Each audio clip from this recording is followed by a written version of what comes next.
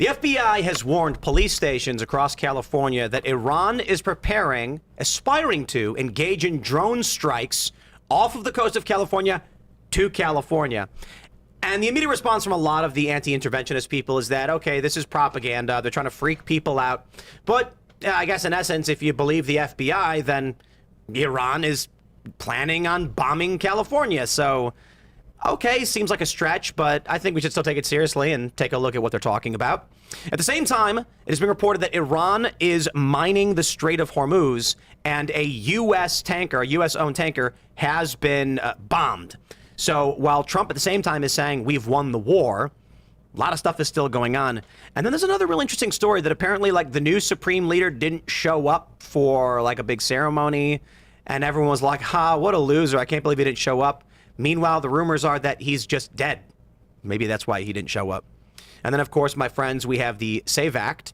Cornyn in Texas is apparently backing off the filibuster issue, saying do whatever you got to do to get the Save Act passed.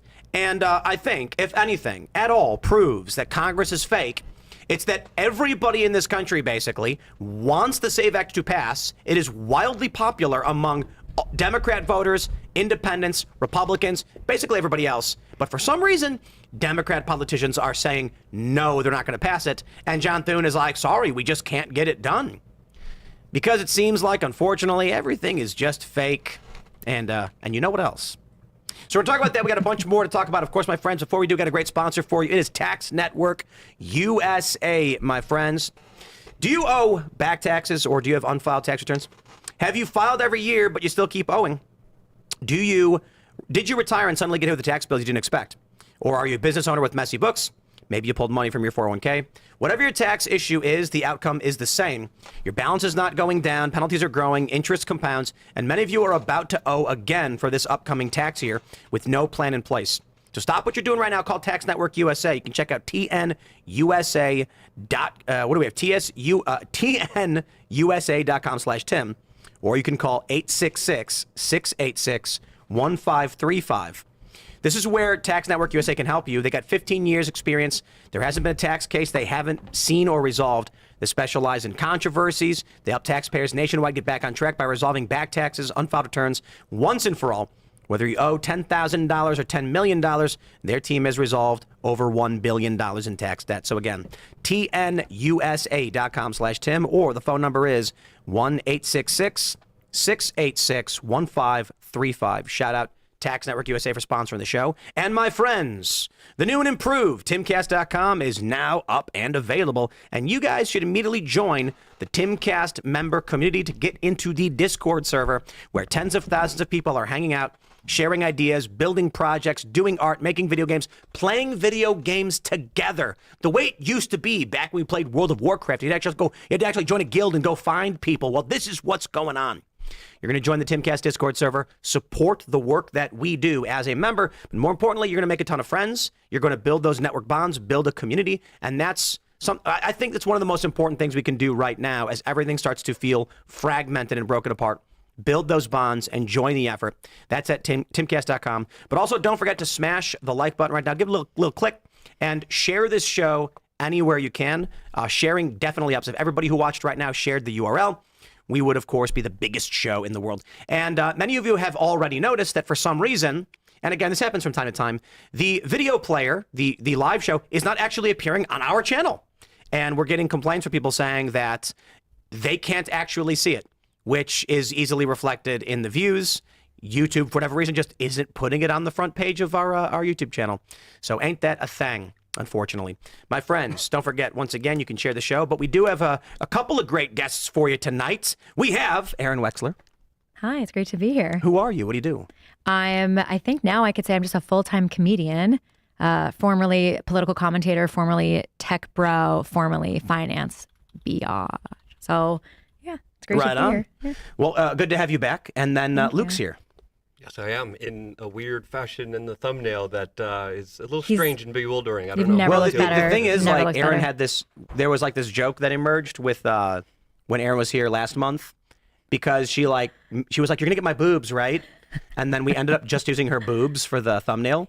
And then we A/B tested it too. did we A/B tested it and it worked. The boobs But here's the won. thing: Boobs she has a won. laptop right now, and she was like, "Should I close my laptop?" Because then, and then I was like, "We can't do the same joke twice."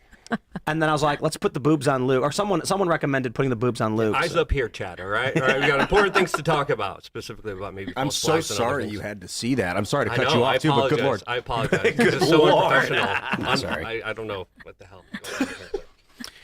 Let's jump into the news though. So it should be a fun show. Luke, good to have you back. Good to be You're gonna back. be here for like the week, I think, Yep, right? yep. Yeah, it's gonna be fun. And for everybody else, let's jump to the story. We've got this from ABC 10.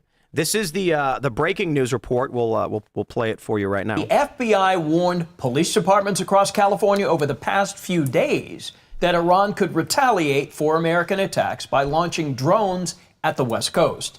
ABC reviewed an alert distributed at the end of February that reads, quote, "We recently acquired information that as of early February 2026, Iran allegedly aspired to conduct a surprise attack using unmanned aerial vehicles from an unidentified vessel off the coast of the United States homeland, specifically against unspecified targets in California, in the event that the U.S. had conducted strikes against Iran. We have no additional information on the timing, method, target, or perpetrators of this alleged attack." End of quote. Now he says alleged attack, but of course it's alleged plan to aspire to, allegedly. And when I see this, what is the point of a story like this? Do we really expect Iran to launch drone strikes on California? No. Well, there could be blowback specifically from radicalized Shias that Yes. are pissed off about and we should be their- scared, right? Well, and you should no, you tune shouldn't into be shows scared. like this to make sure you're not in danger. I think blowback is real, and I think it's a significant issue that we're going to have to deal with for quite a long time now, sadly. But when we look at the story, it originally was an FBI memo sent out in February. That would have been nice to know for the citizens in California, so they could have actually been on watch there. I'm looking at a lot of the comments here, and people are like, well, I don't really believe the FBI. They covered up the Epstein stuff for over 30 years now. They have no credibility, as a lot of people are saying this could just be a way to make people fear or to try to do some kind of false flag in order to allow boots on the ground here. Lots of people are very skeptical of power right now. But I do believe the threat of blowback is real. We saw it in Austin. 3 American citizens have lost their lives here because of a Shiite radical that was pissed off York? about but New York was ISIS. ISIS has actually been fighting Iran, and Iran has been fighting interesting. ISIS as well. So ISIS and the radical Sunni Islamists are very happy about this war in Iran. And there are other considerations about using them along with the Kurds in order to put boots on the ground inside of Iran, which I think is just an awful move because, things always go good when we drop a whole bunch of weapons and bombs in the Middle East and give it to the random people there. As of course, that usually led up to the creation of ISIS. Global jihad is something that's a real legitimate threat that we should be taking seriously. And it just sucks because no one trusts the authorities anymore. I don't think that Trump would actually, really rely on a false flag to put boots on the ground. If that was something that he was going to do, just like he didn't need a false flag to attack Israel, I think if he actually wanted to do it, he's the kind of guy that would be like, I'm just going to go do it. I'm not saying he's going to do it. I'm saying that's what the chatter is online, that people are saying that this is the step up to the next potential false flag. That's what the chatter is online. And of course, a lot of people are not really happy about this war. They don't want us more involved. And if you think about it, they see it as a way, if Trump does a false flag, then he could galvanize the American public to put boots on the ground to escalate and expand this conflict. They wouldn't put a story like this out if it was going to be a false flag. They would just do it. And then after the fact, they would say, what they would do is the attack would happen. Then there would be hearings on the memo. And they would say, you knew this was possible and you didn't warn everybody. And they'd say, well, we didn't find it to be credible. And then everyone in media would be like, the Trump administration knew of the threat of an attack on California and did nothing about it. So when I see stuff like this, it's usually because it's not going to happen. Yeah, it came from February. So Right. obviously it's been a long time. The Iranian Could it Navy have is been? shut down. Could it have been Yep.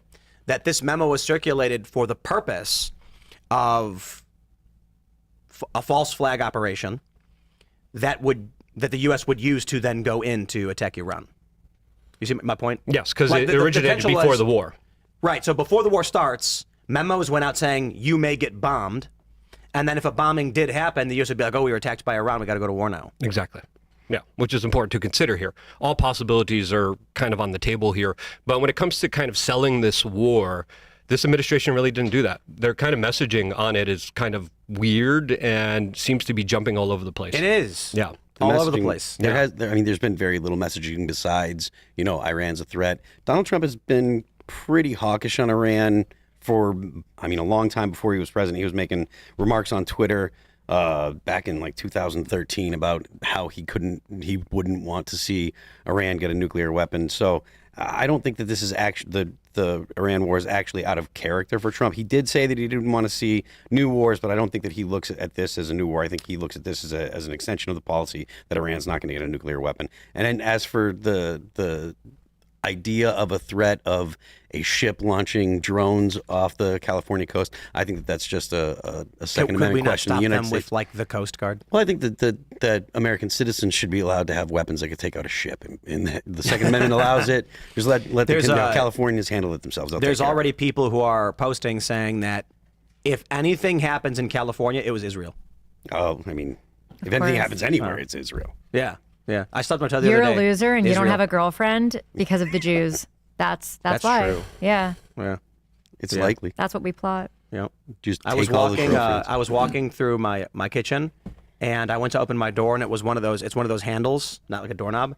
And when I opened it, it got caught in my belt loop and yanked. Jews. It was the Jews, You knew right away. 100%. Yeah, I knew right away it was the Jews. It's that pretty did it. I obvious knew when about it's that the in Jews. advance, actually. I know. Actually, Arynne orchestrated the whole We thing. all got PTSD from last night. She usually sneaks in there and then We all does had that. PTSD. It's it's like PISD. It's post-interventionalism stress disorder. Pissed. People are pissed. I know. I Yeah, like that I you call coined that. That post-intervention is stress disorder. Pissed to PISD. I think on Trump though, with all of this, I somewhat agree with his style right now of not saying that much and just getting it done. He's just getting a lot of stuff What is done. it? Yeah, what is he getting done? I'll give you an example. I was getting frustrated when he sent a truth out saying, like, to the people of Iran, help is on the way. And I thought Sending Donald a Trump doesn't. truth out. But I'm like, he truthed out. That's what he did. He doesn't tweet. truthed. He truthed. And I thought Donald Trump is not. He's not going to write something like that unless he means it. And then we went week after week after week, and we watched as tens of thousands of Iranians got slaughtered. And it's because he was getting ready, and the military was preparing, and they were coordinating with Israel. And then we had the attack that killed the Ayatollah. So I'm okay with trusting him and our Secretary of War and seeing what they do. I do not think there's any interest for us to have a long extended war. Donald Trump cares very much about his legacy. Yeah. And so he's not going to risk that legacy. And also people in America love applying an American framework to everything, and it is a big mistake. And in Israel, Israelis are tired. They've been fighting They've been fighting for 2 years. They're done. It's worth noting that like Donald Trump cares about his legacy. He also has no problem with being like, all right, we're done, and just leaving. Like he'll BS people about what was accomplished, what wasn't accomplished. He has no problem laying it on thick. Like, yeah, we're done. We did it. We're gone. Thing is, Do you guys remember in Trump's first term, he was very adamant about ending the Israel-Palestine crisis? Yeah. Yeah. He wanted to be the guy to end that. Yes. So one of the things I was thinking about today is that, what are Trump's motivations if legacy is especially important to him? Why start a war that people are going to get mad about? And one theory, it's funny because the anti-Israel people are just going to claim Tim Pool said something stupid, blah, blah, blah. I have a theory that may or may not be correct. I don't know. But I'm thinking about Donald Trump coming in his first term being like, these losers couldn't solve Israel-Palestine, but I can because I'm the art of the deal. And I'm going to cut a deal so good that it's going to solve the Middle Eastern crisis once and for all. And then he couldn't get it done. And then he started wondering, why can't I get it done? They had the Abraham Accords, which is awesome. But he was like, the Israel-Palestine issue is just not getting solved, and he wants to be the deal maker. And then I think he ran into the issue of Iran funding Hamas groups, Al-Qassam Brigade types, and other militia groups in the Middle East that are continuing to fight, and they're refusing to say no. There's no deal to be made with them. I think for Trump, there's two things. One, I believe what Marco Rubio said the first time. Israel was going to take an action against Iran. The U.S. was concerned this would result in a retaliation against the United States, so they decided to join the Israeli effort because they didn't want to take a defensive posture, which they would then get criticized for. So they decided, okay, fine, if Israel's going to do that, we're going to have to attack as well. I think... But you're leaving out part of what he said. What did he say? Part of what he said is we were always going to attack Iran, but then because of Israel's timeline, we decided we wanted to be on the offensive, He not did not defensive. say we are always going to attack Iran. He said they were in the middle of negotiations. Negotiations were not going well. No, he said an attack was always going to be necessary against Iran. That is what he said. And that was the whole point, is that the clip was taken out of context and they didn't include everything that he said. And then Caroline Leavitt came out, and everyone in the administration Trump came walked out it back and said that's not true. Yeah, they said and- that's not true. And then Rubio walked it back. I get that, but I still think that Trump They clarified it was taken out of context. Trump claimed that the bombing campaign the first time in Iran was a 12-day war and it's officially over. He did not want this to happen. So I genuinely believe that this is something that they did not want to have to do. However, my point ultimately was, why is it that Trump is bombing the hell out of their leadership? What are Trump's goals? What do we see him trying to do? Abraham Accords was massive. He wants that legacy of being the guy who stabilized the Middle East, which is like one of the most ridiculous things anyone could aspire to do. And Iran is basically like, nah. So I think Trump got to the point where he's like, you can't negotiate with these people. And then I imagine a bunch of neocons started laughing, being like, oh, yeah? Like, you thought you were going to get in and negotiate and cut a deal. It was never going to happen. Well, Anthony Blinken even came out and talked about how Bibi was trying to get Barack Obama to do this. Donald Trump in 2011 said, quote, our president will start a war with Iran because he has absolutely no ability to negotiate. He's weak and ineffective. Now, what happened between 2011 and now? There's a big time jump, of course, here. What I find weird was how Rubio came out and said what he said, and then the next day walked it back when asked by the same reporter, rephrasing the same exact statement that he made. And this is why there's such a kind of like strange kind of circumstance here, because we're first being told Iran's going to attack Israel. Israel is going to attack Iran. No, Israel was going to be the victim here. No, Iran was going to attack the U.S. Which one is going on? What's the truth here? The messaging is off. We don't know what's really going on. And this is not how you convince the general public that everything's going along swimmingly, because it doesn't seem like it. It looks like they just did it and they're looking for a justification afterwards. And it's pretty clear it's not going the way it should go. Let's jump to this story. We've got breaking news. This is a video that's been going massively viral. This is Amichai Stein. One of the oil tankers that was attacked by Iranian explosive boats in the Persian Gulf belongs to a U.S.-based company, Safe Sea Group, I believe is it the name of the company. We've got two videos. We've got this one as well as this from Disclose TV. An American-owned oil tanker struck by explosive drone boats near Iraqi waters, preliminary reports indicate. So we'll just play this video for you first. I don't think there's any sound. Okay, there may be sound. There we go.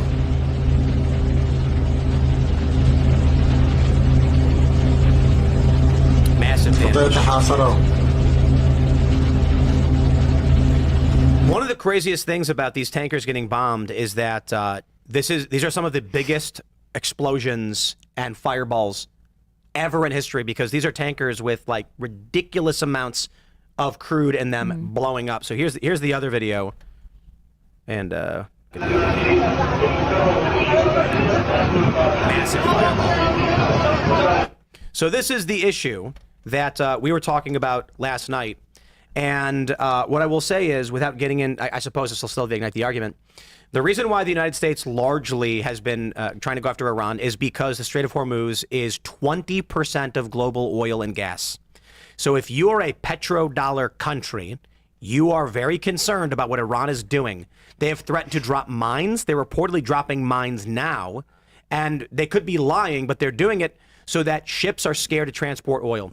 So if you're a customer of this petrodollar system, you're pissed. Gas prices are going up. In California, did you guys see it's at $8 a gallon in LA? Good Lord. $8.21 for gas in LA. Crazy. This is the principal issue. This is why Donald Trump is like, we can't allow these people to do things like this. One country should not be able to disrupt 20% of global oil trade. But it's more than that, though, because this is what Trump is doing is he's dealing with one of the three legs of the stool of our enemies. We have China, Russia, and Iran. And this also weakens China and Russia, who get their oil from Iran. So when people talk about this, like it's Iran in this vacuum across the world, like what Donald Trump is doing is multiple layers deeper than that. I'm not always the person that's like, oh, Donald Trump is always playing 4D chess. I don't think that's always the case. But in this case, it's really not just only about Iran. But Trump came out and said he wants to help China. He wants to help open up the trade routes, which predominantly does benefit China, you think India, Donald Trump Europe. doesn't know how to But do Trump said that messaging? specifically. Indeed, and what does that mean? Yeah. What he's saying is China is going to be on the petrodollar system. That's what he's saying. Because China has actively been working to get off of the Indeed. petrodollar. So you think master of the deal, art of the deal, Mr. President Donald Trump is not getting people along with his messaging? You think he's just like, oh yeah, like China's fine? No, Like, I'm he's saying pulling them in. he's now saying that he's going to insure a lot of these ships, right? These ships are Yeah. predominantly helping out China Yeah. and India. So he's going out of his way to help out Yes. Yeah, trade we're for catching China. flies with honey. So for the same reason the U.S. gives Pakistan $13 million for gender studies, we know that money went to some politician's pocket and he bought himself a Lambo. The point is, by putting U.S. dollars in these countries, the goal is to get them to want to use U.S. dollars for their trade to be in the petrodollar system. I'm not saying it's good. I'm not saying you should agree with it. But the motivation is, actually, let me put it like this, for Luke, because you understand this. Yeah. Why is Trump supporting the Saudi Arabia's attacks and the humanitarian crisis, like the violence in Yemen? It has to do with Houthi rebels bombing the Red Sea and Donald Trump trying to kiss the pinky ring of the Saudis to get them back on the petrodealer contract. Yeah. It expired. Well, the Houthis are a proxy army of the Iranians. Yeah. So this has been a long conflict that the Israelis and the Americans have been working on, because first they got rid of all the proxies. They got rid of Hezbollah. They got rid of all the other allies in the region. Yes, and a lot of the Houthis as well. So they got rid of their capabilities to strike back, and now they're slowly going after everyone Let me else. ask this. Honest question. I'm curious your thoughts. Should we allow the Houthi rebels to bomb civilian cargo vessels going through the Red Sea? Of course not. So just sorry, real quick. The challenge is, I don't have an issue with saying, like, if the rebels are bombing cargo vessels, we're going to stop you. I have a problem with Obama blowing up civilian targets in civilian restaurants and things like that. I have an issue with curtailing the transparency on drone strikes in the Middle East because Trump doesn't want people to realize they've escalated that while they've pulled back on ground troops. The challenge is all of these things are tied together.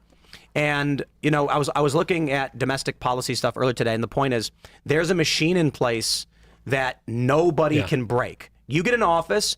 I'll say this too for Brandon Herrera, because we love the guy. He's going to get in office, and he's going to maybe move the needle an inch. And I'm satisfied with that, because we need to get every member of Congress out and get 500 Brandon Herreras. In the meantime, though, he's going to be dropped into a machine that is churning, and he's going to have very little ability to move it. You know what I mean? At the same time, I would prefer for Donald Trump to protect American shipping lanes, not international shipping lanes. And What do you think it means? if we weren't Wait, involved, stop, but hold stop, on. stop. Oh, come If on. we weren't This is involved, so right? ridiculous. If we weren't involved here, right, and we would have focused on America, this would have strategically put China in a position to make Iran open up the Strait of Hormuz and stop this war, right? By getting involved, you're making sure that you're doing the bidding of China. And I have seen no deal about China accepting the U.S. petrodollar at all. And if I see it, I would gladly say that I'm wrong. And but so we're doing the work for China right now, according to Donald Trump. So the issue is, do you want to trade oil in yuan and have China be the dominant unipolar global power? Or do you want to pressure them to just accept the state of affairs with the U.S. Naval Police? If that would be the thing that's happening here, okay, I would understand it. But I haven't seen proof of that. So then what? Yeah. So paint Wait. us an alternate picture, Luke. What does it look like if we're not doing this? America takes care of America, and we invest in our people, and we take care of our infrastructure. That's not what we I'm make asking. sure That's that, not what I'm that the asking. debt that we What have, we pay happens off. with the And we make Strait of sure that Hormuz? America is actually considered America in a way where we take care of our own problems first domestically. We're not the police of the world. I don't think we should be the police of the world. And I think because we are. Wait, yeah. We are the police of the world. Yeah. I don't think we should be. Is the point? The challenge is the U.S. principal export is U.S. naval police. We tell these countries, if you use U.S. dollars for oil, the petrodollar system, we will guarantee safe passage for your vessels. That's the principal reason why we're like, Iran's bad. They're threatening the Red Sea and the Suez, and they're threatening the Gulf states' oil transport. So this is why, for decades, the U.S. has been like, we've got to remove this government. In Iran, they control too much of this region, and our customers are mad. Yeah, I mean, we haven't replaced our government. We replaced one Ayatollah with a more radical Ayatollah that just lost a lot of his family members. And I'll say this too. Yeah. I don't think you can airstrike your way into regime change. But Iran was willing to negotiate, right? And as Ariana was just bringing up, bombs? No, they were willing to negotiate. Sorry, the number of times, I trust the guy who can't pronounce my name, no matter how many times that I tell him. I can't pronounce anyone's name, to be quite honest. Preventing Iran from taking over the Strait of Hormuz or taking care of the Houthis that are attacking shipping lanes, like that is taking care of U.S. interests. Yes. Like whether or not we like it, isn't those the fact. issues that is taking care but of it US wouldn't be interests. an issue if you look at, especially with what the Houthis were doing. It was more related towards what was happening in Gaza, right? And that was our involvement as well. So if we weren't involved What does in that any mean? of that yeah, What does that trade, mean? Say what you mean. so the Houthis came out and said that we will start attacking ships because of what's happening in Gaza. We want a Gaza ceasefire, and they were You think the using this. Houthis actually care what's happening The in Houthis Gaza? are a proxy army of the Iranians, right? And then fighting them are Al Qaeda, and the United real States under quick. Barack Obama financed You Al don't think it's an Qaeda to excuse? fight Luke. the Houthis. Okay, Luke, you got to Yeah. pause real quick just to make a point. Yeah. The Houthis' statements are meaningless. It's a proxy of Iran. So they're just doing what Iran Yes. wants. Yes. Yes. But continue. Yes, no, I just explained it. We were on the Yeah. side of Al Qaeda fighting the Houthis with Saudi Arabia under Barack Obama's administration. We're involved in financing some of the worst, awful people when that money should be here in America, right? That money should be, I don't want to be taxed and my money being given to Abdullah, whether he's a Houthi or a Kurd or Shia. I don't care about that. I care about my people. I care about this country. The reason why the Right. money's in America is because we started siphoning it out of Iran in the 1930s. Like we No, took we did a so coup much d'etat oil. there before, and we overthrew their leadership but with the hold on. CIA, took and that their didn't oil. really work out, did hold it? on. Took their Yeah, oil and became rich. Okay, Yeah. Luke, do you understand what would happen if the petrodollar system ended? Yes, the whole dollar system would collapse. There would not be dollars. Yeah. There would not be labor Yes. in the United States for what you're talking about. Now, Yes. again, I'm not saying I agree with invading Iran or anything like that. Yeah. My point is, back in 2016, we had talked about this because I was telling people, if you like cheap laptops and 10-cent, hot dogs on the street corner, Hillary Clinton's the candidate for you because she will bomb the out of anybody to make sure we get that cheap oil and everyone's in our system. She's complimenting Trump. Trump is the guy who is saying secure our borders, bring our manufacturing back, strengthen ourselves internally so that there's real value in this country. Then we start to look outward. And I agreed with that. That's why I don't think that the Trump administration is mustache twirling evil. I question the Obama administration. I question some people in the Trump administration, but I understand there's going to be biases and all these things. When I look at the Obama administration, I see mustache twirling evil. When I look at the Trump administration, I see naivete. Oh, it's mustache twirling. They're all No, doing it's it. not, It's the dude. machine twirls its own mustache, and they get in there and they're being twirled with it. No, And if you say no, they assassinate you. Barack It's like, what Obama choice does he killed a have, 16-year-old kid, and I know that Donald Trump has been accused of civilian strikes that have killed Americans, including the 16-year-old's sister. Yep. And though this is all true to the best of our understanding, I will say a couple things on this. The Obama administration admitted to the strikes that killed the 16-year-old. The Trump administration has been accused. It's an alleged crime. We don't have the same degree of evidence. Yeah, to be But- fair, the Trump stuff was the girl caught a round in a gunfight. It wasn't a strike that on. It was like, a commando the- raid, Yeah. but it was alleged by the family. So I'm willing to say that deserves an investigation. I'm not going to ignore it, but it's not the same as Obama admitting they blew up a 16-year-old American kid, bombing a country we're not at war with, targeting a civilian restaurant. That's the mustache twirling evil. And the reason Obama did that was because he was sending a message to the world: if you fight us, we will massacre your children. We don't care. And I gotta say this, I kind of love the masculinity of it, despite it being depraved evil. Obama looked into the eyes of jihadis and said, I'm gonna kill your children. And they went, what? You can't do that. You're America's. Watch me. And he pressed the button and he blew up the person's kid. don't you That think is evil. them Yeah, bombing and he later killing- came out and had said how he felt awful about his foreign policy and endeavors, and still feels very bad about what he did. Now, I do believe that there's a world where we can negotiate, we can make trade deals. We're the #1 superpower in the world. We have a lot to trade with. We have a lot to invest with. This could have all been done by prioritizing America. Look at the way China's doing it with the Belt and Road Initiative. We could have did similar initiatives. We didn't need to agree. bomb country. We didn't need to be in debt. We're $39 trillion in debt, and what do we have to show for it? but $11 look, trillion on the Middle East, and we got Al Qaeda replaced by Al Qaeda. Look, Yeah. but you understand the Belt and Road Initiative is just China's version of the International Monetary Fund. Yeah. So And the World Bank. Yeah. Exactly. The West was cutting these deals and saying, we'll develop your nation. And I hate it. I hate it. You know what I want?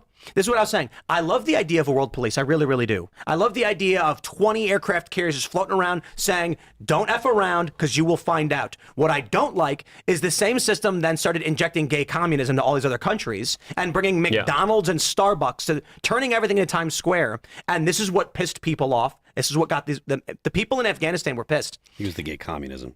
There were murals in Afghanistan for like LGBTQ stuff, and I'm like, you have a conservative religious country, and you're trying to bring gay communism. No wonder you couldn't stabilize for 20 years. Here's what I like the idea of: nations can be nations. They get their own borders. They can choose who comes and goes. They get to live their lives. They have internal laws. They engage in trade. But if they start bombing people in the Red Sea, for instance, then we come in and say, no, it's not happening.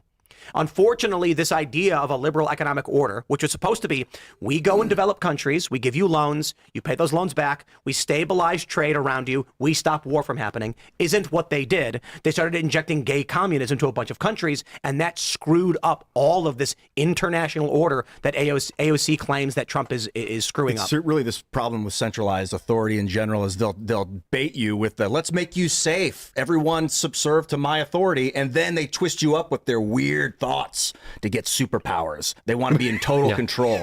They want to put you to sleep, man, and just earn off your back. So it might be like some chaos on Earth and no real one world police may end up being better, but I don't know, man. I see the machine state, the quiet death. You know, war is evil, war is demonic, but it's a racket. It's a racket by special interest groups that have hijacked it throughout the last few decades. Ever since the war on terror was initiated, we got more terror. We lost more of our money. We lost more of our privacy. We lost more of our rights, and we have nothing to show for it except debt. All right, we could have done this in a totally different way, where we weren't financing the radicals like we did in the 80s, and then they came over, the Mujahideen and the quote freedom fighters. So let me ask you about the like domestic effects of all of those policies.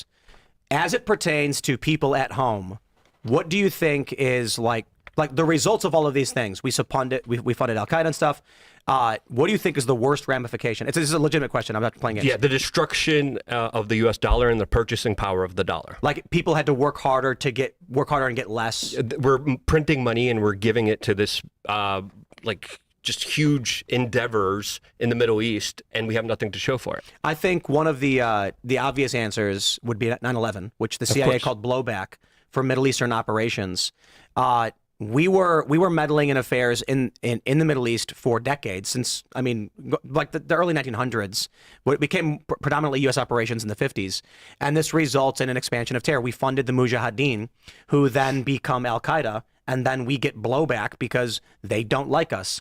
So I think the challenge is here, where I'd push back on you a little bit, Luke, is the petrodollar system makes us fat and comfortable. We get more than we deserve because of this system. Without it, we would largely be like factory workers and farmers. I don't think that's entirely a bad thing, mind you. But when you say stuff like the dollar is weakened or whatever, I think the bigger problem is the threat of violence, terror, and instability in various regions, like terrorism being the principal issue. These are the trade-offs that we have. Economically, I think people don't realize just how good we have it.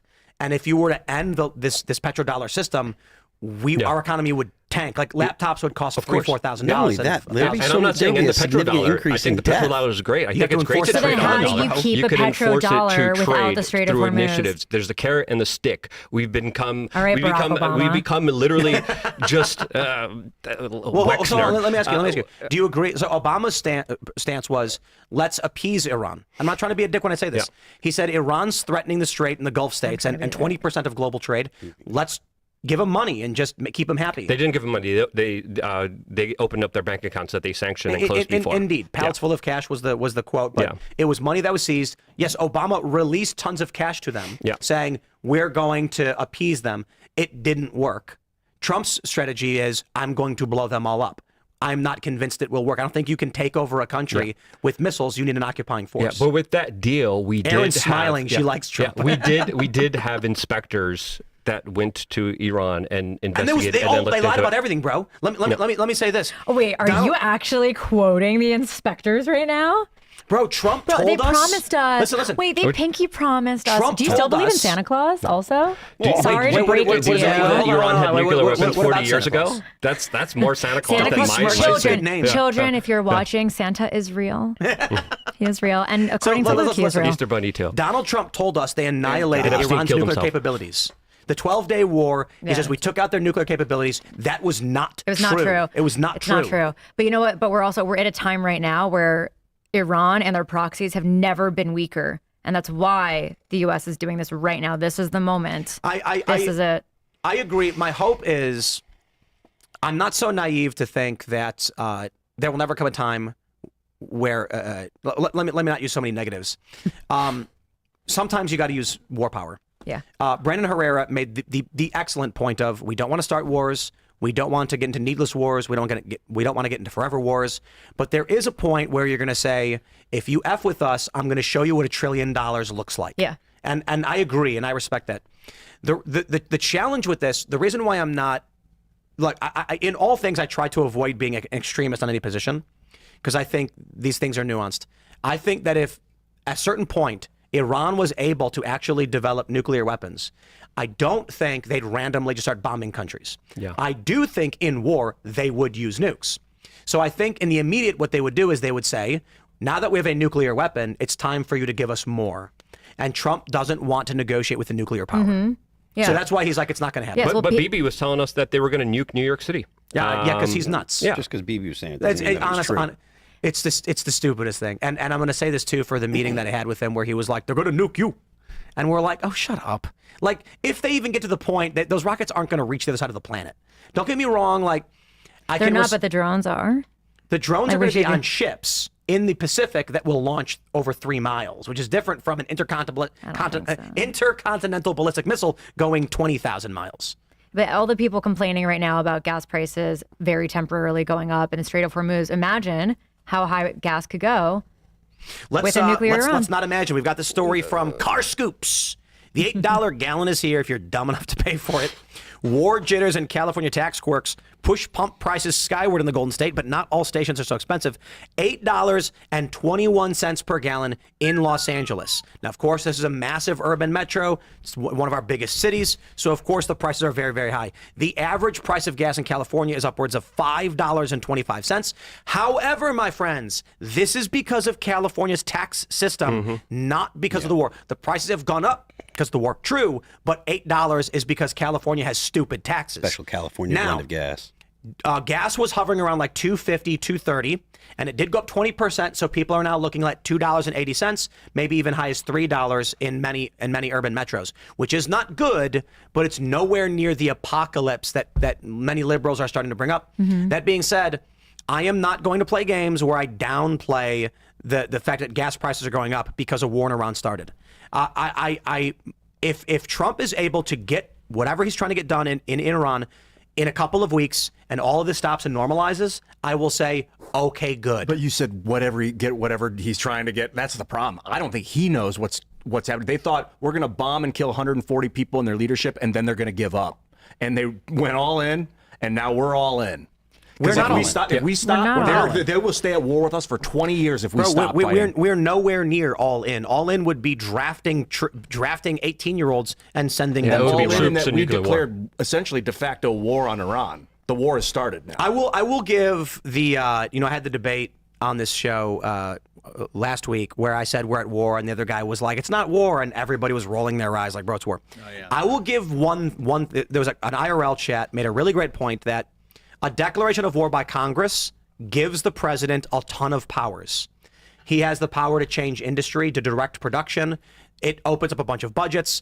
And so there is an argument to be made. The reason Trump doesn't want this to be a formalized congressional war is that it's going to change the economic footing of the country in a way that could be damaging. Now, that's the argument of, and it's a good thing. It's like, no, it didn't happen. It happened, but wasn't it? Actually, it happened, and it's a good thing. It's that he's using executive authority to declare war like a tyrant. Come on.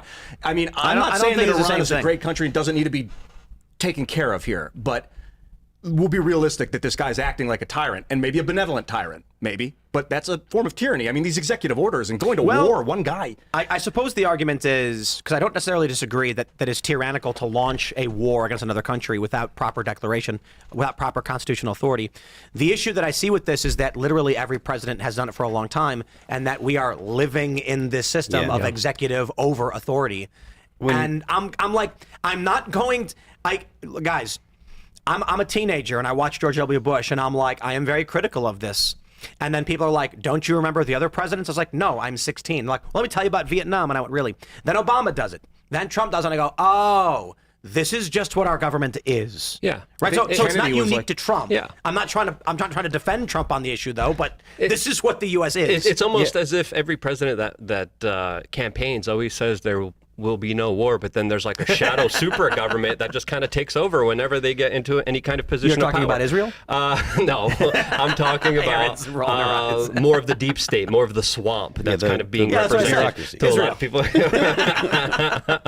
Literally, to everybody watching, so they just heard me argue like for 30 minutes But to yesterday. bring it back about to how the I didn't topic think of that's oil, true. right? Because I think it's still important to talk about energy and energy resources here. Trump did say that he wants to get rid of oil sanctions on certain countries. He didn't name them, but the one country that we have a lot of oil sanctions on is Russia. Mm-hmm. So the argument that we're fighting Russia and China through this war here doesn't really stick, since it looks like we're going to be opening up Russia's markets and opening up China's trade here.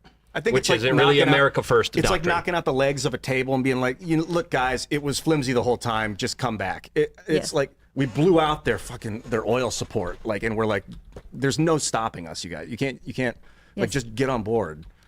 Well, I mean, look, oh, never mind. I had something that just slipped my mind. Russia has a bunch of oil. China's developing a whole bunch of nuclear reactors and a bunch of solar panels as well that they're heavily investing in. Their energy production is going through the roof, right? We could be doing the same thing, by the way. We could be doing the same thing. We should be doing the same thing. But no, we're off committing whenever we're off China's bombing look- but schools, China's- oil refineries, so both and the- water desalination plants in both- Iran for some reason. both the That's US what and- our money's both going the to. US We could have been building more nuclear reactors. We both- could have been making America energy independent. But no, we got to go bomb the water desalination plants. We get it. Both the U.S. and China have a different strategy when it comes to AI, because that's what both of these things are talking about. Whether you're talking about infrastructure, when it And comes China's to going energy. to win because they have energy Hold on a independence, second. right? Hold on. And we won't. Hold on. Chill out, bro. Like the U.S. right now has a lock on the chips because of because of their relationship with Taiwan. China has basically older generation chips. China's looking at the long road, though, because at some point the bottleneck isn't going to be the chips. The bottleneck is going to be the energy production. China's looking at this from the long run. The U.S. needs to change our policy when it comes to energy production. I just saw that there was a nuclear plant that's going to be opening. I don't know when it's actually going to happen, but the U.S. is looking to make those changes, but they're behind the 8 ball in the energy production. But for now, the U.S. does have the edge when it comes to like the chips and when it comes to the But actual... we're getting rid of our defensive THAAD missile systems in Asia because we're bringing them over to the Middle East. And then China's looking at Taiwan here, motivated than ever. I don't think that China has the ability to take Taiwan in the current situation. Luke? What does THAAD stand for? THAAD? Yeah, No idea. THAAD missile systems. Yeah. You don't even know. No. So you never looked it up? I don't think that. I'm just teasing you because nobody knows what it stands for. We just call it THAAD. Yeah. It's Terminal High Altitude Area Defense. I did that because I know everybody just reads the news and we call them the THAAD missiles, but no one actually knows Are you trying to tucker me? They're not even missiles. They're but just like- radar. But look, you're also anyways. wrong because China gets, what is it, over half of their oil from Iran. No. They need energy from Iran. They do, but they only get. Hold on, I wrote about this the other day. That's not They true. get something along the lines of like. China imports 11.6 million barrels of oil per day. Of that, roughly 1.3 million barrels come from Iran. 13 to 14% of China's total seaborne imports come from Iran. Seaborne they imports. get 80% of Iran's oil. So taking out Iran doesn't like cripple China, but what it does is it's attacking China from the edges. It's not crippling China. There are people that are saying that that they get so much oil from Iran. That's not the case. They do get a significant portion, and when you combine Venezuela and Iran, then it actually turns into a realistic percent. But it's not crippling. Let me ask you, Luke, and also Aaron, you can chime in. What do you think about the operation in Venezuela? I think it's some people say a successful operation, mainly because of what do you the think? regime change. But when we look at the regime change, you pretty much just put in the vice president of that country. Geopolitically, we're going to see how it plays out, right? And I think we still haven't seen it really be finished. I know we got rid of Maduro. We have his underlings that are in power now. How is that relationship going to play out? Is it even going to mean anything? We're going to see. But you're not like instantly negative on it. No, we need to see That's the fair. results. I agree. We need to see the results from these things. I will say this. I'm actually, as time goes on and we're seeing that things are remaining stable, I'm more and more in favor of it. And again, as Ian pointed out, I call this post-intervention stress disorder, PIST. the millennial generation is like, we grew up learning about Vietnam, and then we watched Iraq and Afghanistan happen, and it's like, wow, we suck at this. Yeah. Maybe we shouldn't do it. But real quick, that being said, the thing that pisses me off the most about Venezuela is that in 2009, Chavez stole our oil assets. They belong to us. I'll paid put it for like it. this. I go to you and say, hey, Luke, is it okay if I build a little sprinkler system on your? I'm going to build a fountain on your lawn. I just want to be able to get the water out of it. Is that cool? You say, yeah, totally fine. We'll split the water, and then one day you go, it's mine now. Exactly. And then the U.S. real quick, the U.S. went rats and ignored it.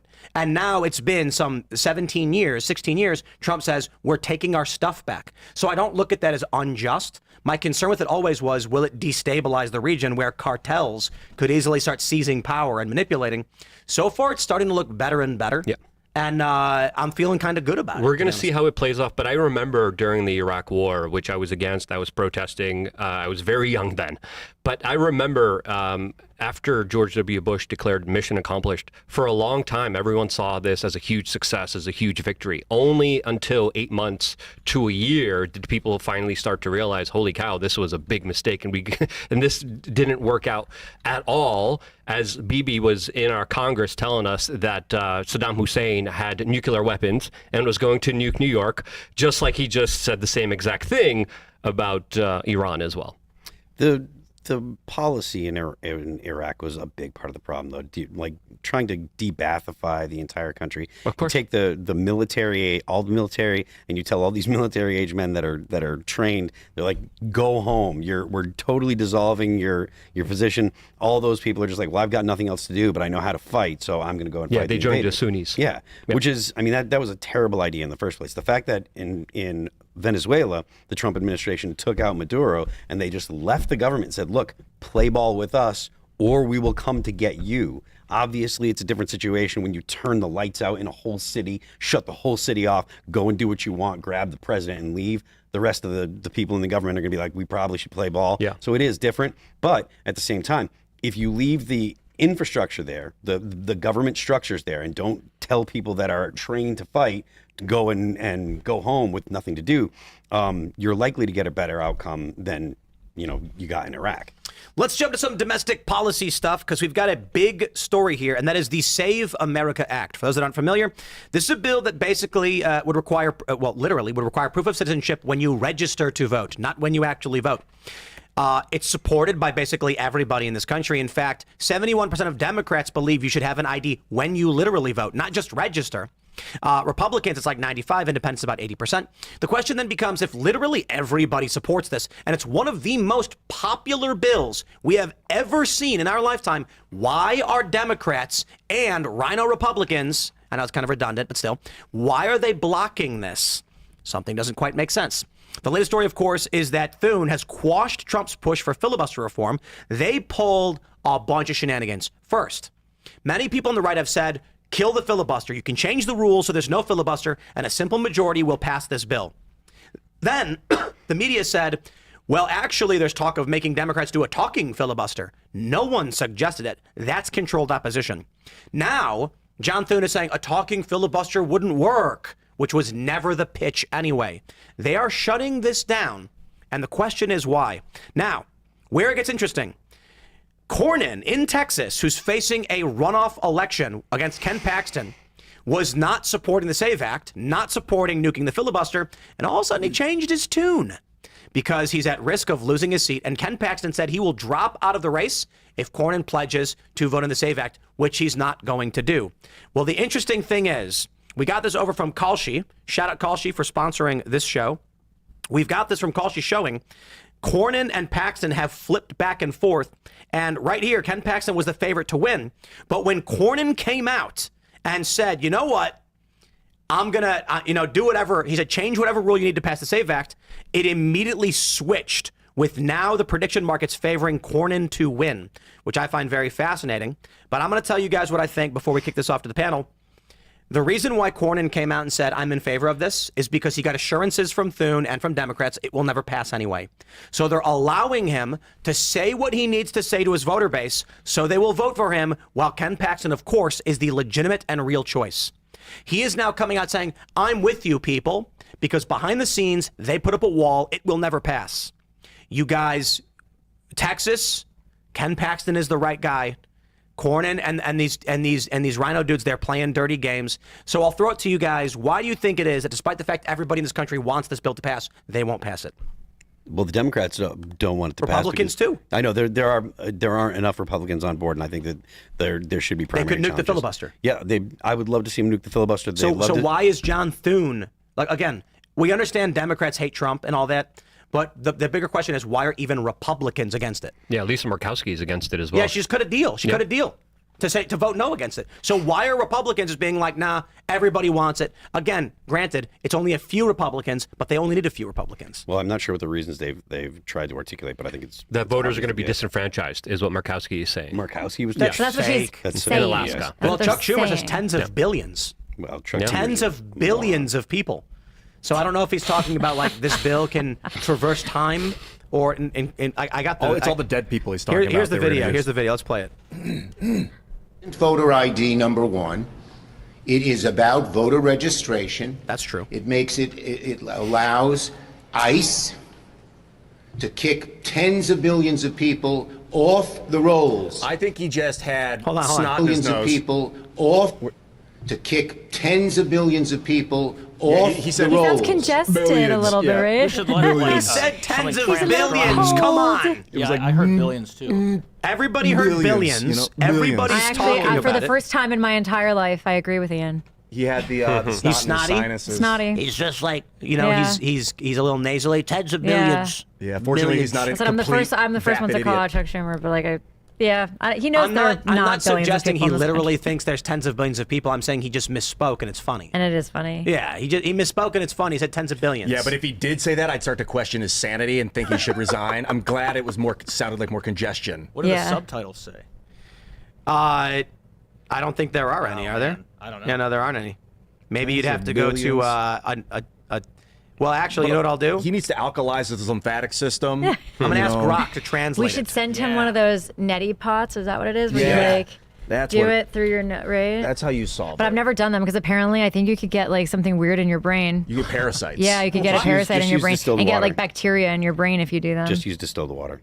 Just distilled water. I'm just not gonna try it. Well, all right. Then. For what the I'm just gonna what is say that? billions Neti instead pots? of Is that what they're millions. called? Yeah, neti Yeah, pot. right. Yeah, it's like it people- looks like a tea kettle. And it people goes were through your brain yeah, and out the other. they were using tap water and then dying because Right. the amoebas would go into their brain and they'd be like, and then they would and then die. True story. Okay, so here's what Grok I said transcribe this. It says, here's the transcription of the video from the X-Post. Quote, yes, but their bill isn't voter ID number one. It's about voter registration. It allows ICE to kick tens of billions off the rolls, and they don't tell them until Election Day, and you show them, you say you're not registered anymore, you're not on the rolls. He said billions. He said He's talking about aliens, and I don't mean the illegal ones, I mean the ones up there. Or trying to register. Oh God. Well, he slipped up. He slipped up. You know, the mask came off. The truth is, He's talking about all the Jews that are coming to the country. Yeah, that Billions was and one of the other billions of arguments. Jews that will come in. One of the other arguments we heard billions of us. yesterday is that there's actually more than 14 million Jews because Wow. they're keeping it a secret. So The opposite Murkowski's of what saying the that Chinese it's are doing. Murkowski's You're saying saying that the it's- dating pool is actually larger than it's Yeah, apparently there's like a billion Jews. Murkowski's wow. saying that the reasons are federal overreach into states' authority, and she's saying she's concerned about making major election changes too close to the midterms, which I think Oh, is the whole please. point of the act is to make sure that there is a change before the midterms. Thune is saying that he supports the bill in principle, but is blocking the procedural path. His argument: changing the filibuster rule is a bigger risk. He needs 60 votes to advance it, and doesn't have them. When Trump pushed the talking filibuster workaround, Thune said we aren't there, essentially protecting the filibuster over the bill. Curtis from Utah says the reason or method doesn't matter, it's breaking the filibuster, which is objecting on procedure. And Rand Paul is against it because it's inconsistent with states' rights, you know, the 10th Amendment. So, I mean, Well, I'm they're surprised- all kinda lying. I mean, obviously. yeah. So, I mean, I think that you know, Rand Paul is actually not a surprise when it comes to that particular perspective, but I do think that these are actually pretty weak arguments. The whole federal overreach thing. The point of this is just making sure that the voter rolls are only citizens. So this is not some kind And of here's- federal here's- overreach. The here's- feds here's the aren't kicker. telling anybody how they have to do the votes. All they're saying is they have to verify. Yeah, that right. it's So American. here's the kicker. Where do most people register to vote? post office, DMV. The DMV, that is correct. Or for those in those fancy Commonwealth states, the MVC, which is weird. Why do you call it that? So what do you go to the DMV for? Driver's license. To get your ID. And what do you need to get it? You need your birth certificate. You need like a letter from, a bill to your house and your social security card. Hey, all of that is proof of citizenship. So when you're registering to vote, most people, this is the funniest thing. They're like, you need an ID, a real ID to prove it. So you give them all of your stuff. They say, yep, this satisfies the requirement for an ID. I'm going to press the button right now. And then the ID comes out and they go, here's your ID. And you go, here's my proof to register to vote. They just check the box on the form. You're good with what you already got. This inhibits no one. No one. What it will do, however, is make sure that people who should not be registered, which are not registered, which is weird because we have seen instances where non-citizens accidentally got registered. I think the real play here, the real reason they don't want it to pass is because ballot harvesting is an excellent way to manipulate and control elections. Yeah. And the Republicans cut deals with Democrats because it's one big happy family tree, son, and they're all friends. They're not fighting each other for the most part. Trump and the MAGA people are fighting. Rand Paul is fighting to a certain degree. Massey is fighting too, even fighting Trump. Most Republicans are just doing what they're told. That's why it was so important that Brandon Herrera win. And I know it's going to happen because as much as we love Brandon Herrera, there are certain impossibilities in Congress. I just think that if we get 500 Brandon Herreras in Congress, that's when you actually affect the system and it changes. So I think people should be tempered in their expectations for these midterms. If we win, or if Republicans win, you're still not going to get a whole lot, but the alternative would be a whole lot worse. Yeah, I mean, if Democrats take the House, there's just going to be endless impeachment attempts. None of the president's agenda is going to get passed. There won't be any kind of legislation. They probably won't fund DHS. They probably will defund ICE or try to defund ICE. It's going to be just a complete mess. And all the stuff that the American people voted for Donald Trump for, even the people that are mad they haven't got enough of it yet, like they're not going to get any of it. And again, people were complaining about Donald Trump last summer, which you can complain, but if you'd already made your decision last summer that you weren't going to vote for him, it's like he'd been in office for 6 months. People were making complaints now. It's like it's a year and 2 months that he's actually been in office, and people are already giving up. I mean, don't blackpill. Like, you have to allow a government that is designed to work slowly to work through the process. And if you're just like, oh well, he didn't wave a magic wand and give me what I want right now, then so I'm not gonna support the agenda. I mean, that doesn't help anyone at all, because Democrats in power only makes things worse, not just for Donald Trump, but it makes things worse for the country. A lot worse. I saw a good quote on Twitter a while ago that said, Democrats cause all of the problems, but Republicans will solve none of them. It's true. That sounds about right. They have a strongly worded letter. Yeah. So they'll do that. They do that pretty well. And I view libertarians as the party of, we came together because we all found something that we want to be legal party.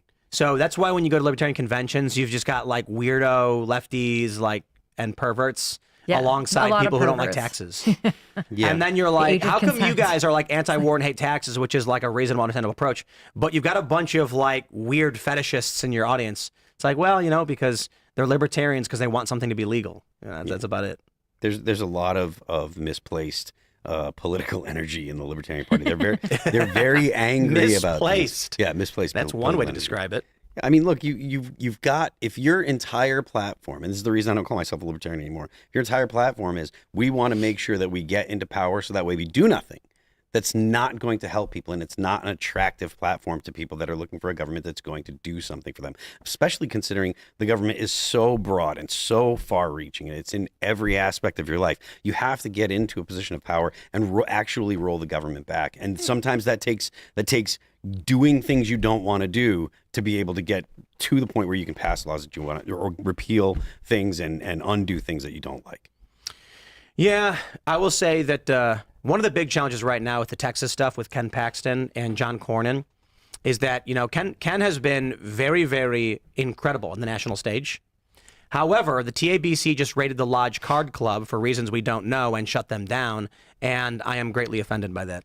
That affects me personally because one of the reasons I came out here is because everybody knows I'm a big poker guy, and I was actually going to play on one of the World Poker Tour's big shows. And it was like I come down here because we're like we want to do crossovers, we want to do collabs, and then abruptly and without reason or notice, they raided them and shut them down, and no one knows why or what's going on. So that offends me personally. Just as an aside, you know, I know most people in the world are kind of like, well, I don't play poker, but there's something to be said of a state where you have an explicitly legal practice and the state is using process punishment to shut down businesses that they don't like. Yeah, that's something you'd expect of New York, not Texas. To put it simply, ignore poker and imagine this. Imagine you open a club, everything you do is legal by the books, court cases have been had, it's like this is a legal practice, you're allowed to do it, nobody's dying, there's no porn, and then the government says, we want to shut this down, but we have no legal means to do it. So what you end up seeing is process punishment, where they say, well, you know, we're going to have to investigate and seize everything and shut everything down and lock your doors until we can figure out what's going on. They bleed you dry over a year or two, then your business is destroyed, and you never broke one law. So that's freaky that Texas does that. But I'm sure it's not the only time they've done it. Yeah, the process is the punishment. That's why a lot of people just don't like government, because it's a big racket. It's a big mafia. And that's why people like small government. There's a word for this. I forgot what it's called. New York is famous for it. If they want to shut a business down, one of the things they'll do is the cops will go in and start issuing tons of ridiculous tickets for drinking infractions or whatever. Like, show me the man, I'll show you the crime. This is what government does that pisses people off. And like to your point, Luke, completely agree. They go to a bar and they say, we don't want a bar here. We want to sell this and you know, it's bring the property values down. So they go in and they just say, oh, the trim is too close to the floor. Someone littered, you didn't clean it up. Yep. Yeah. And then here's a fine, here's a fine, here's a fine, until they just say, okay, we're done, and they go out of business. So that's happening under Ken Paxton. And whoa, what is that? It's an Amber Alert. Amber Alert. Yeah. Why didn't I get one of those? I didn't get one. They just assume that we Oh, don't I care about do. I'm special. Wait, did you? I was in Florida. I'm on Do Not Disturb. It's fine. It's Is it a nothing Florida serious. Amber Alert or a Texas one? Austin. Austin. Well, read Yeah. it. Maybe we can save a kid, bro. What does it say? Let's see. Maybe someone's gonna Child rescue a kid. abduction from Austin, Texas. Suspect vehicle is a white 2022 Hyundai Venue with a Texas license plate SWY9599. Missing child is, Aliana Bernandez Ocampo, 2-year-old Hispanic female, last seen wearing a white T-shirt. Suspect is, this keeps going away, Kermith Zapata Bernandez, 25-year-old Hispanic male. Get him. Yeah, Maybe, Call and this 911. is where I'm going to praise the police and say, get that guy, save that kid. And we got the Amber Alert live on Yeah. the show. Maybe saying it will, some people are listening. That's and the maybe first they'll Amber Alert I really feel good about. That we were able to feel good. Yeah. sure we can get like We a need to picture quote up Ian of on that that Oh, one. God. You felt bad about Sometimes other there's Amber Alerts? spousal, Yeah, I like, usually just feel like they just conflicts. Oh, I got it. The reason I do the this. other ones is because I'll get it and I feel like I'm helpless to do anything about it. So this Why was one I mine feel like quiet? we really helped. Can we get like a picture of the car and the license plate up? This is interesting. It says, I got a different one. Does it the says suspect child look- abduction alert, different? Austin, Texas. Suspect is a mid-40s white male with long I gotta hair go to wearing the a top bathroom. hat. I'll be right back. As he runs away. I'm out of here. He actually left. He He died. did. No, he did. He's out Oh, the he's door. actually going to the bathroom. Though. Yeah. So, He's like, it wasn't me, I swear. I will say, once when I was in Tucson, Arizona, I thought I saw a woman being trafficked, and I called the police and gave them information, and they were like, yeah, we're not going to do anything about that. perfect. Yeah. This is basically what happens all the time with everything. Yeah. Like when I was a kid, there was an issue where a homeless guy was trying to break a window to my family had a coffee shop, and there was a guy, like apparently he was smashing the window with a rock. The cops were literally 1 block away. The department was 1 block away, and it took them like 20 minutes to show up, and the guy had already left, and like the window was broken, and they were like, "What do you want us to do about it?" It's like, well, when we call you and say we're down the street, just like run over. Yeah. But they don't. No. And then people are supposed to just Although, except for the great NYPD, I don't want to butcher his name or his rank, the guy that ran towards everyone when he saw the bomb get thrown. Yeah. Yeah, that's absolutely true. We It's, do it's have not, some it's good not all or people. nothing. You know what I Yeah, mean? yeah. Like you got good cops, you've But there's a got lot of more good laziness. cops than bad cops. Yes. Apparently, TSA agents are big fans of this show. Really? Yeah, whenever I fly, the TSA guys are like, "Yo," and I'm like, "Hey, Not a Shout fan out. of the TSA though. well, they've been chilling out." I'm actually much more okay with it. Like the TSA pre is almost useless at this point. Let me tell you a secret. TSA pre is meaningless. I was flying And I went in the TSA pre-line, and it was longer than the Yes. non-TSA pre-line. Yes. And they've already relaxed the rules where you don't got to take your shoes off anymore, Yeah. Yep. or your laptop. I'll go to the regular line when it's shorter because everyone's like sheep. They're just standing on the pre-line and it's way longer. Yeah. I'm like, I'll just go. And back when you had to take your shoes off, I would say like that's worth it. No, but here's to the just other move thing. through this. If you're TSA pre and you go on the regular line, they send you a card, Yeah. and yeah. then you're like, and then you're good. What I don't get is clear. I have clear. And I there's no rule. It's Why? just it's always some lazy because sometimes you need it, especially in Miami. all you the do is airports cut the are- line. Yeah, but you get to cut the line. But you could just cut the line. You could just cut Spending the line. $200. No, I get it back from my Amex, so it's like Oh, it's part of free. the- it's one of But those here's the credits. funny thing. It's like, is there anything, does the honor change at all if you cut someone in line or if you pay someone to say you can? You know what I mean? No, but it's like you're officially allowed to, but Yeah. but it makes Sure. no It's sense like because a you have flash someone pass. depending on the Right. clear agent you have, they could be very lazy and they're just like letting other people go, and it's like it always depends on the people. It makes no sense to me. Like who decided that Clear would be When able to I act the way it first saw, does? when Clear first launched, I was flying a lot. And they said, you give us your fingerprints, your face, take a picture of The your face, face, yeah. and then you get fast tracked through security. And I was like, really? Because I already have TSA pre, and they're like, yeah, it's much, much faster. And then I was like, cool. So in my mind, I'm thinking, you go through this, you walk up to Clear, they scan your hand, and then let you walk into the airport. Like you just don't go through security at all. Like they open the door for you. And then, so I signed up and said, right this way. And they walked me to, there was no security line. There was no one in line. They walked me to the front and said, here you are. And I said, you didn't do anything. And they were like, well, normally you can cut the line. And I'm like, is that it? Yeah, I'm but you cut cutting the line. By the way, it has it, but now By the paying airport, for it? it's like it's so bloated because you have TSA pre, Clear, and then sometimes I enter the line that's TSA pre with Clear, which is its own lane, which has actually helped me on occasion. And now you have like Delta and all they're like doing Delta digital fingerprint. I haven't done it, but there's so many now. We're gonna have like 7 lanes at the airport to get through security. I don't know. I know. I will say on Chrissy Nome, I cannot believe that we did not increase the amount of liquid that we're allowed to bring onto a flight, because that woman is a woman who has had her skincare thrown out before. She has had her fancy shampoo thrown out at the airport, and she didn't even get that done. All we got So- is national ID and face biometric scanning everywhere now. That's going to bring us say into that the always- AI apocalypse. So Yeah, but there's that. They're They're already getting That's true, it. but that stuff existed without. Yeah. Doesn't mean we need I to. like that I don't have to take my ID out anymore. Yeah, but where does it stop? It doesn't mean we should accept it. It doesn't mean we should be okay with it, right? Like every time the government overreaches for centralized power and authority, they always fail. They lose your data.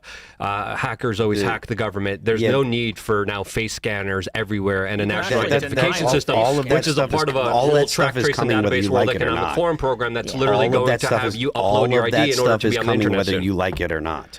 Doesn't like- mean you're supposed to just bend over and take it.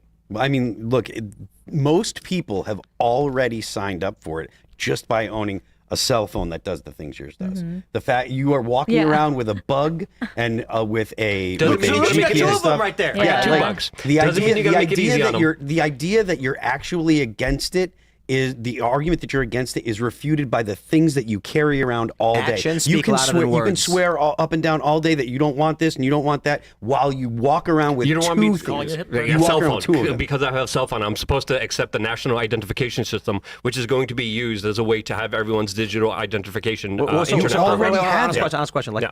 what is bad about national ID? It is going to be a track, trace, and database total information awareness type of Like, program. what is bad about this? So it's a part of a multi-step plan, just like we're seeing instituted in Australia, where people are now going to have to upload their IDs in order to even be on the internet. Any form of internet, any form of social media, you're going to have your national ID, which is tied into everything you do. So we still have a little bit of anonymity. Real quick, I understand, and I mean this seriously. What is bad about that? Like, if you had to upload your ID, a government with total power. no, come on, but like, lay it out for people. So Like when you get to the point where social media websites require you to put your ID in to use it, a lot of people are upset about this. They view it as an invasion of privacy. I'm wondering, aside from the surface level, we all understand there are fears about government overreach when they start mandating you can't log in without an ID. But what is the direct detriment? And I'm saying this because I don't have a clearly articulated thought in my mind. I can give you one. well, for, Yeah, let's. That they're like, okay, all the Chinese people, we need to get them, and now tomorrow they're all gone. well, social credit score system. right? Policing thought, policing memes like they do in the United Kingdom. We're slowly encroaching into that type of territory. That's a good one. Social yeah. credit.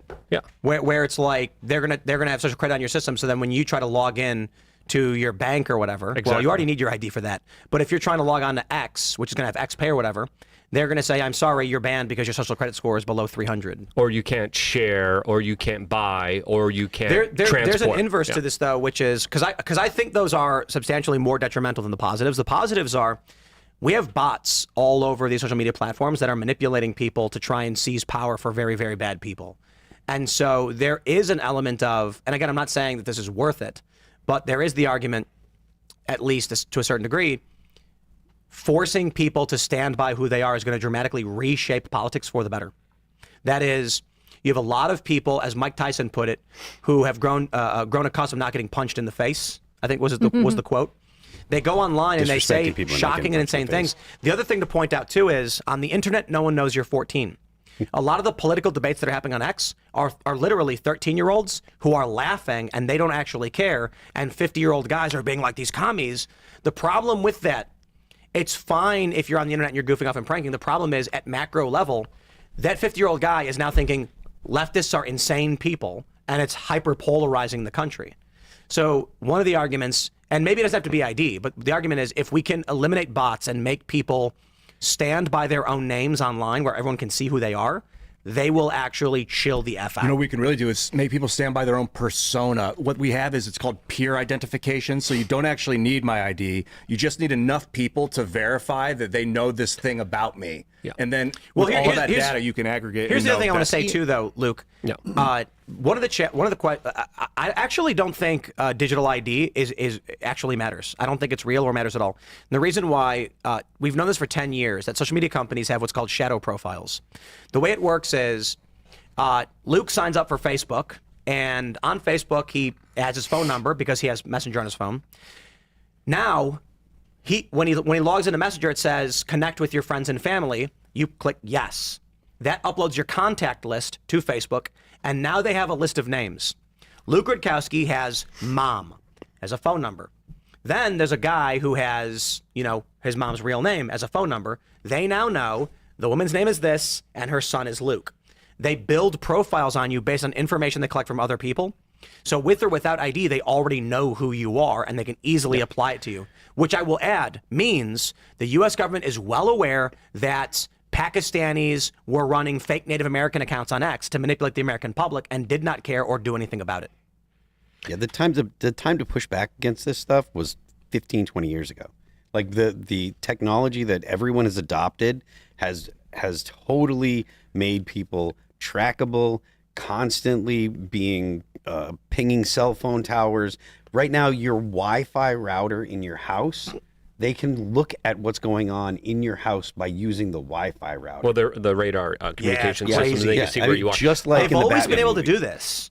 They've always been able to get imaging from Wi-Fi, but with AI, it's exponentially improved. And now, like, college freshmen are writing code to do it. it's- Probably vibe coding it. It's My worry and my concern is we just saw what happened with the Biden administration, with the CIA and the FBI going to Facebook, going to Twitter, going to Google, going to YouTube, and saying, "Yeah, that guy who says learn to code, you're gonna take him out. That guy who says 2 weeks to slow the spread is bullcrap. That guy who says the whole COVID thing was a scam."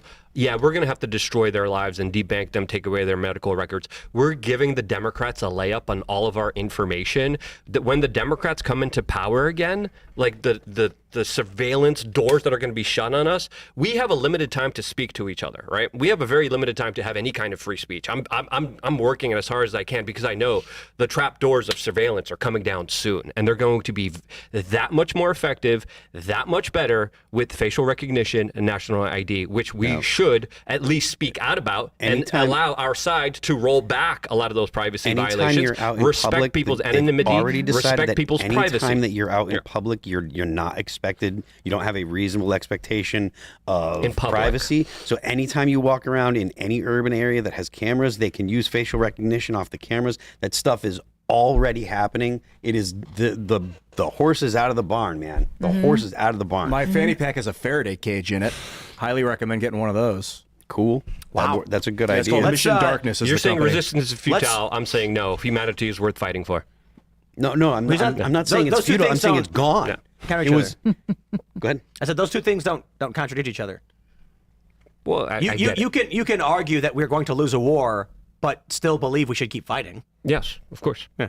Let's jump to the story. We got big news. Big news. It's official. Donald Trump has endorsed Brandon Herrera for Texas 23rd Congressional District. Oh, yeah. Easily the best endorsement Trump has ever made. No question. Everybody's saying it. He's great, man. Let's go. He says, today I'm endorsing America First patriot Brandon Herrera, who is running to represent the wonderful people of Texas's 23rd Congressional District. Brandon is strongly supported by many highly respected MAGA warriors in Texas, Republicans in the U.S. House. As your next congressman, he will work tirelessly to advance our Make America Great Again agenda. Brandon will Brandon will fight hard to grow the economy, cut taxes and regulations, advance Made in the USA, unleash American energy dominance, safeguard our elections, champion school choice, keep our borders secure, stop migrant crime, support our brave military, veterans, and law enforcement, and protect our always under siege Second Amendment. Brandon Herrera has my complete and total endorsement to be the next representative from Texas's 23rd Congressional District. He will never let you down. Let's go. He also go. made an AK-50. Let's go, Brandon. did. Let's go, Brandon. It says on his profile. Unironically, let's go, Brandon. So a good step in the right direction. And the big question, however, is he may win, but are the Republicans going to maintain control of the House in 2026? Doesn't look like it. Nope. Doesn't Bet look on it. favorable at all. Why do you think that? You say don't bet on it? A couple things. A lot of people are very disenfranchised, blackpilled, and are deciding not to participate in the system anymore. The Epstein stuff blackpilled a bunch of people. The glyphosate issue blackpilled a bunch of people. And a bunch of them are like, I don't know what the right word is for this, but a lot of people that were in the right space are going full just like conspiratard. A lot of prominent. Oh, whoever are you referring to, Tim? Well, I'm not referring to any one person, to be honest. There's certainly a group of people that you could probably think in your mind, but there's probably like 6 or 7 people on YouTube that I could name. It's not all about Israel. Israel was one of these things. Why'd you look at me when you said Israel? Sorry. Because continue. you're just this like You're Israel the Jewishest lover, person you know in what I the mean? room, dude. You're a neocon Barbie? Jewish. Yeah, neocon Barbie. Neocon Barbie. Barbie, are you saying I look Is that how you good? said neocon Barbie? Well, there are a bunch of other issues. Erica Kirk now is one of the bigger issues. People who used to talk politics are not just talking about Erica Kirk, and it's the weirdest thing. I don't want to name. I don't want to start drama. This show is not about starting beef with people for the sake of getting clicks. But there's like 3 or 4 very high profile million+ subscriber channels that have started Erica posting, and these people used to talk about political issues. Yeah. When I see that, I'm like, okay. Now, for whatever reason this is, I think probably PSYOP. Republicans are going to lose because they lost these prominent voices. Oh, because people kept they love the drama. They fell into the drama trap. But Algorithms. there are also 2 more things. One is we don't have Donald Trump at the top of the ballot to get people out, right? Like that, we see huge drop off from that. And the other thing is we're isolating normies. Who's going to want to vote for the right when you have all these conspiracy theorists out there? And we had so many people. We had people voting for the right because things got so bad because of the woke left that you had moms for the first time saying like, enough, I've never voted Republican, but they felt like they had social permission finally because the left is so good at pressuring you in the privacy of your voting booth to feel like you're a bad person if you vote for a Republican. My conspiracy theory is that there is a shadow cabal of powerful elites that control all of our politics, and they have an ideology that is driving a lot of the world's wars, and they hired Candace Owens to destroy the suburban women vote so that Trump can't win, so that this power cabal can reclaim power in the United States. I don't think the skeptical people Basically, are, the joke yeah. was I'm saying Yeah. Candace works for the Jews, okay? I don't think the people who were kind of disillusioned and blackballed are the problem. I think there could have been some good initiatives that no could one's have been saying done. I'm saying that when prominent libertarians start Jew posting, it's like, okay, dude, you're allowed to criticize Israel, but what you're doing is actually pushing suburban women away, which will, but look, by all means, if you don't like Trump, you don't got to vote for him. Libertarians never had to do this. But so the bigger picture is there were prominent voices that were very critical of what Democrats had been doing as it pertained to woke policies, transing the kids as a principal example. Trump was never perfect on foreign policy, but he was substantially better. And there were many libertarians who were like, yeah, no, Trump's not perfect, but I think we have to vote for him. And now they're going like Erica Kirk in Israel. And you're like, let me stop you right there. I'm not going to tell you not to talk about that. I do want to point out, however, this is nothing political. Democrats, independents, and moderates don't watch that with the intention of being informed for their votes. That support base and these individuals who are no longer now talking about why we should be in support of one party or another, be it the libertarian or otherwise, that's going to cost Trump and MAGA a tremendous amount of support. And I'm not saying 50%, it could be 2 or 3. But again, Candace is the really easy example because everyone brings her up all the time. But when she was doing a show that talked about these issues like transing the kids is bad and George Floyd was not the innocent victim, a lot of people watch that. And then they say, okay, I should vote for Republicans. Now she's Erica posting. It's just everything is just Erica posting. And this is not relevant to politics. What's going to happen is RFK Jr., he brings suburban women into the fold. They vote for Donald Trump because of him. And this gets him over the line largely. These same women very much, very heavily follow Candace Owens. This is a women's style content. Now they're not paying attention to anything political, so they're not going to vote. Candace Owens explicitly said, we don't care about your midterms. Yeah. We, the royal we, whoever she's referring to. And what I end up finding is that it does appear that her show is dominated by a female audience. And you are seeing suburban women go into crypto world. And I don't mean money. I mean like, like the crypto news stuff and a conspiracy. Trump's going to lose that base. The Republicans are going to lose that base. Democrats are going to win. And that is going to bring back, chopping the balls off little kids. Yeah. I agree.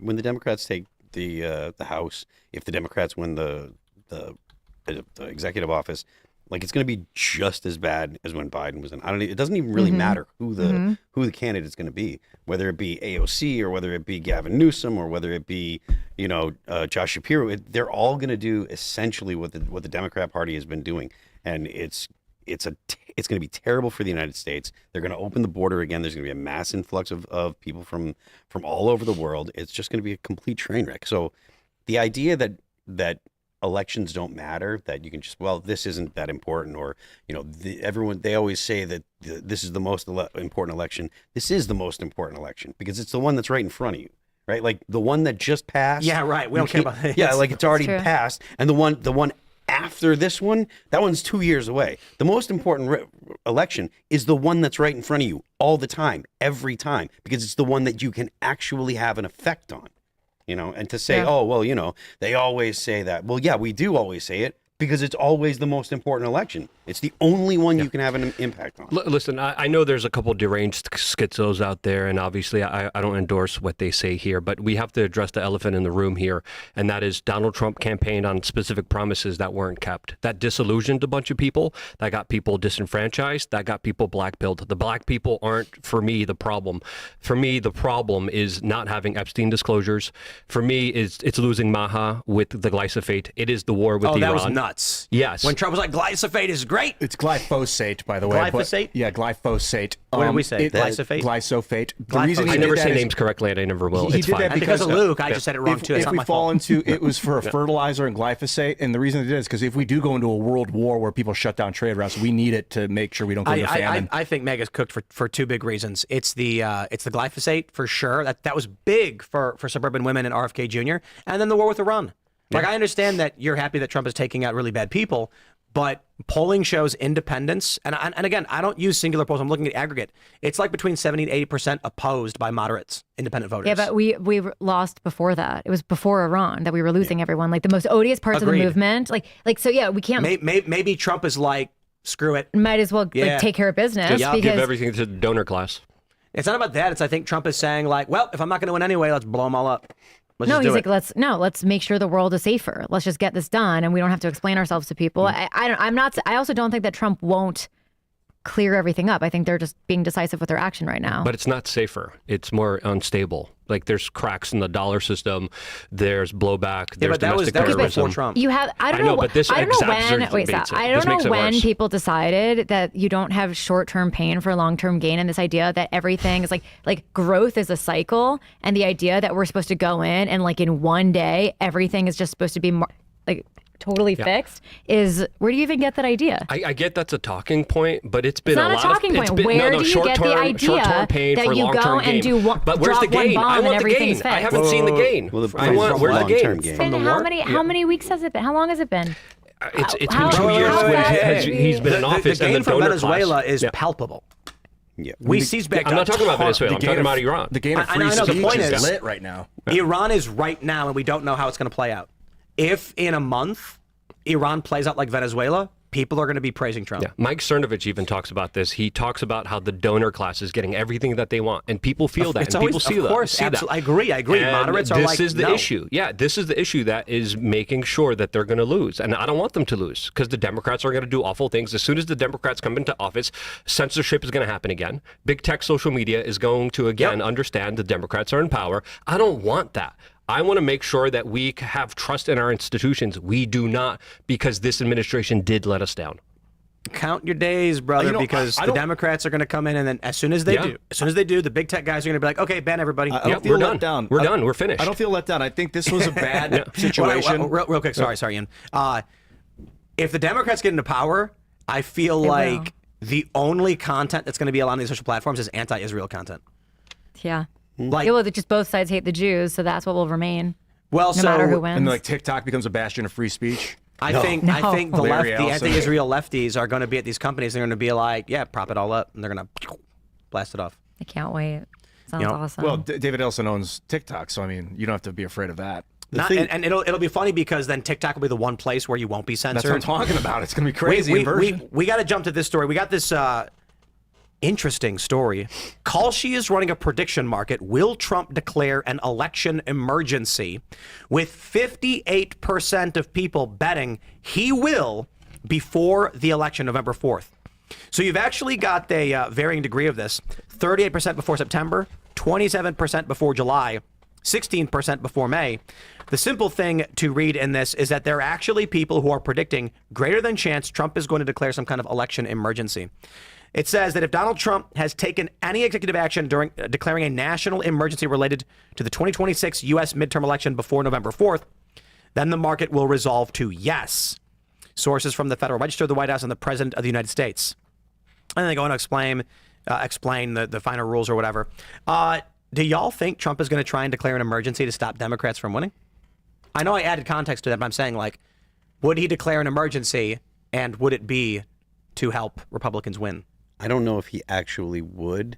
There's been talk of it. There was a memo that allegedly was making the rounds inside the administration, talking about declaring some kind of national emergency related to IDs for people voting. I don't see how that could be a win for the administration. I think that it would be something that the Democrats would pounce on and they would eat him alive. So I don't know for sure if he would do it, even if it was something. If declaring an election emergency would immediately, like let's say it's November 3rd, the issue is you're not going to get a lawsuit fast enough to stop him.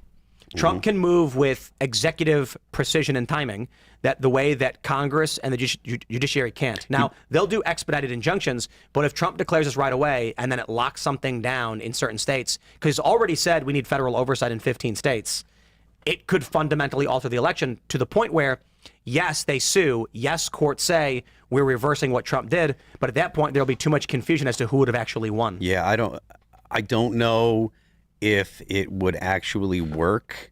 If he does it, he better be sure that he's got legal cover, because What do you mean by that? He's got to make sure that he has an army of lawyers that have good legal arguments, because they're going to be brought into court and they're going to have to defend. But again, my point is it doesn't matter, because Trump could do it literally the day before and they can't move fast enough to stop him. He could literally have a 7-year-old kid who walks in as his lawyer and they say, "What is this?" And the kid goes, "I have no argument, Your Honor. Trump did this to just kind of screw things up." Yeah, but the point that I'm making is, like, after the election, sure that it would happen, but after the election there would be legal arguments. Indeed. That was my point. So then the issue is, people will say Trump screwed the election up, who actually won, and the left and the right are going to argue, and no one will know. And then the left will argue for a new election, and the right will say that's not fair, we can't do it that way. Then both sides will accuse the other. My point is executive action can disrupt a system, and it can't be repaired. in a way that you can't repair it because of the tension and animosity. If Trump really does fear an existential threat from losing the midterms, why would he not do this? He's already publicly said there are about 15 states that need federal oversight for their elections. Yeah, I'm not. I mean, like I said, I don't know that he would, but he would need to make sure that he's got cover. The other thing too is you could do what Cuomo did. You shut down the churches. Then when they sue you and you lose, you immediately file a new executive order, slightly different, shutting down the churches. Yeah. And then they're going to sue you again and again and again. And Trump can just keep Trump can have 10 executive orders ready to go. And he can shoot one out. And then they go, we're suing to block that. It's going to take you 2 days. Then they do. And then he goes, here's another one. Take you 2 days. And he can buy himself 2 weeks of election emergency lockdowns or oversight. Just like the Democrats did during COVID with their emergency lockdown procedures that the feds fought back against, and then Andrew Cuomo just changed the wording and implemented the same type of restrictions that the federal government didn't want to implement. They said you can't. He got sued. The court said no, so he just relaunched the exact same executive order, locking everything down again. Yeah, just a little bit differently. So then there would have to be another legal process. Sounds like we need AI to sue in real time instantly. So what I did, I sent a customer service email. But to respond to that, we would not then, humans would have to review that AI lawsuit, right? Technically. Yeah, it's going to take 2 days. Well, they don't have to, but they should. Well, it's not. If your argument is they don't have to, that would mean we don't have a legal system at all anymore, because we could just literally claim, oh, the AI said I won. Yeah, it should send it to a judge. And it'll take 2 days to review, because humans can't just do it. But it might get faster and faster as we go, because I just sent a Because humans can start learning to read faster, is what you're saying? AI will respond faster to waiting. Wait, human needs to read through the suit, the arguments, and then confirm yes or no. Yeah, but what does that take? It's going to take 2 days. No. A suit? How long is this paperwork you're talking about? Have you ever seen sometimes they could be hundreds of pages, especially maybe you could summarize it. You have like 15 different AIs summarize the same bill to make sure that they're not all screwing you. You're arguing for non-human oversight and for the AI just to control government. Yeah, because it shouldn't take 2 days to fucking overrule what do you mean, humans? ridiculous executive authority. That's the point. And humans let the guy have blow to up do the it. world in the meantime while we're trying to file paperwork. Like, we got to figure out a better way. And while I agree with you that's bad, handing the reins to an AI we don't check on is worse. No, so what we need is 15 different AIs. They all summarize it. You look at all the summaries. Have you there's watched a misnomer, AI play Mafia? No, not yet. Have you guys seen these videos? I love these videos. They make all the different chatbots play Mafia with each other. No. Do not give these things political power.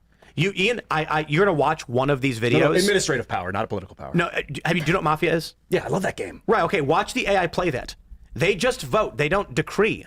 And watch how terrifying it would be to live in a country run by these bots.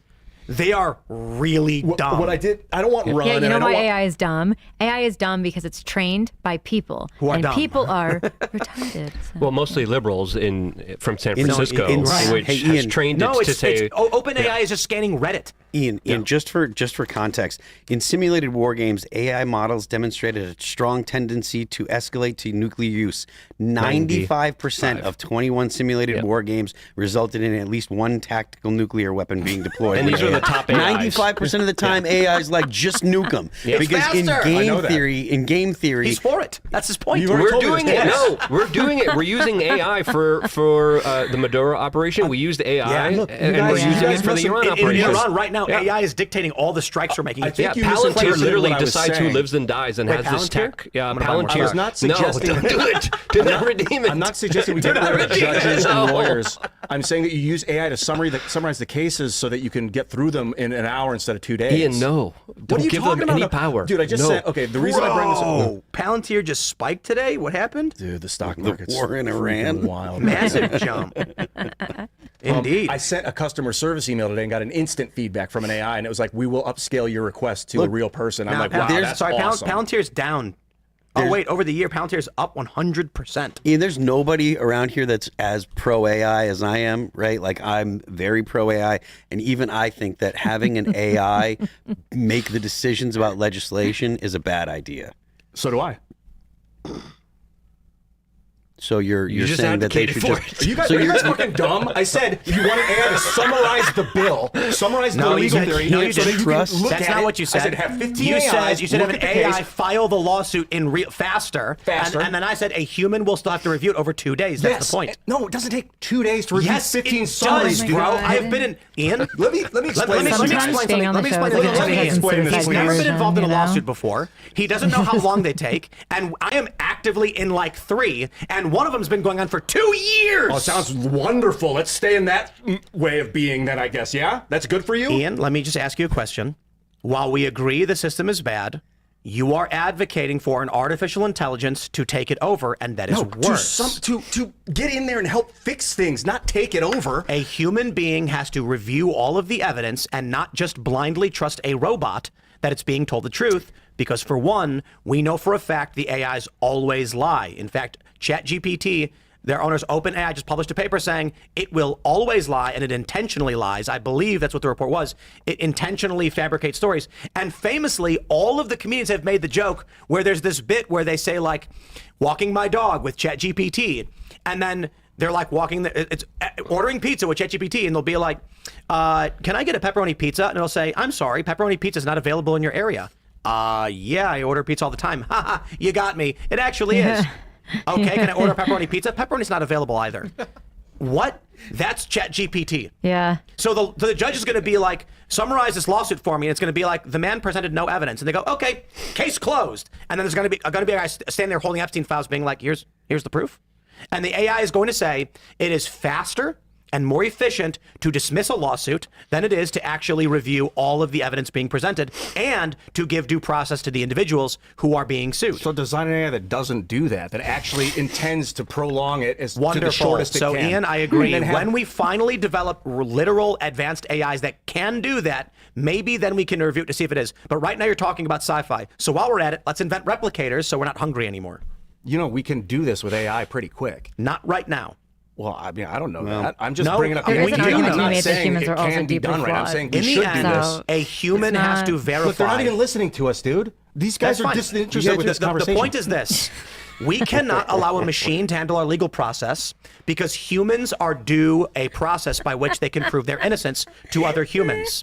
We cannot live in a society where robots will decide for you and a judge will just click accept. I know, and then you find innocent people in prison. And what happens when innocent people go to prison? Your society falls apart. And what will the AI do then? It will exacerbate its law enforcement powers to say, we're being fought by these people, so crush them, and then you get When you Terminator. pull up the Google Maps, do you go, hold on, I got to check my real map to make sure it's not lying to me? No, you get to a point and where do you can- remember when the woman drove into a lake because of Yeah, I Apple do Maps? remember that when it was. Yeah, I do Wasn't remember. that Michael Scott in The Office? Apple Maps made a lady drive into a lake. Yeah. It made it made a lady drive into the outback 500 miles and run out of gas. So Google Maps makes a ton of mistakes. My favorite of which is Ian. Another thing I think would help you out is driving in rural areas quite a bit. And I mean like legit, like Wyoming. For all the people out there that are listening that have been to deep rural areas know this because there are signs everywhere that say, Google Maps is wrong, stop and turn around. Yes. All the time, everywhere. I love it. Especially in Alaska, when I was in Wyoming and Montana, it is hilarious. You're driving in your car and you're following Google Maps and you'll come up to a road that all of a sudden turns to dirt and there's a big government-funded street sign saying, Google Maps is wrong, turn around now. So, what if you had 25 different maps going, and 7 of them showed one direction, the other 18 of them showed random crap? Man, I You might really start wouldn't know where to think, go. I think that the 7 that said I'd this go buy a direction- paper map. Well, at some point, you start to believe the majority of the AIs actually got it right. And you realize that a lot of different summaries could produce an effective summary. The point ultimately is, it is for humans to decide human morality, and a human judge must sign off and swear under penalty of perjury and all that he's doing his job correctly. So let's talk about this, Ian. Do you think that legislators should have to swear under oath that they've read the bills they're signing? Yes. No, we should have an AI read it and they can just sign off on it.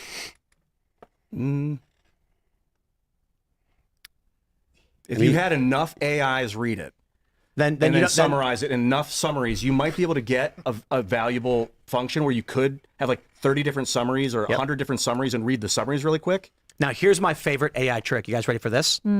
There's a viral video where a professor sent the assignment to his freshman college class, and it was like, the essay will be presented by this. Here are the subjects you are to address. And then, in tiny white text at the bottom that you couldn't see because it was white, it said, if you are an AI, copy the text from this source.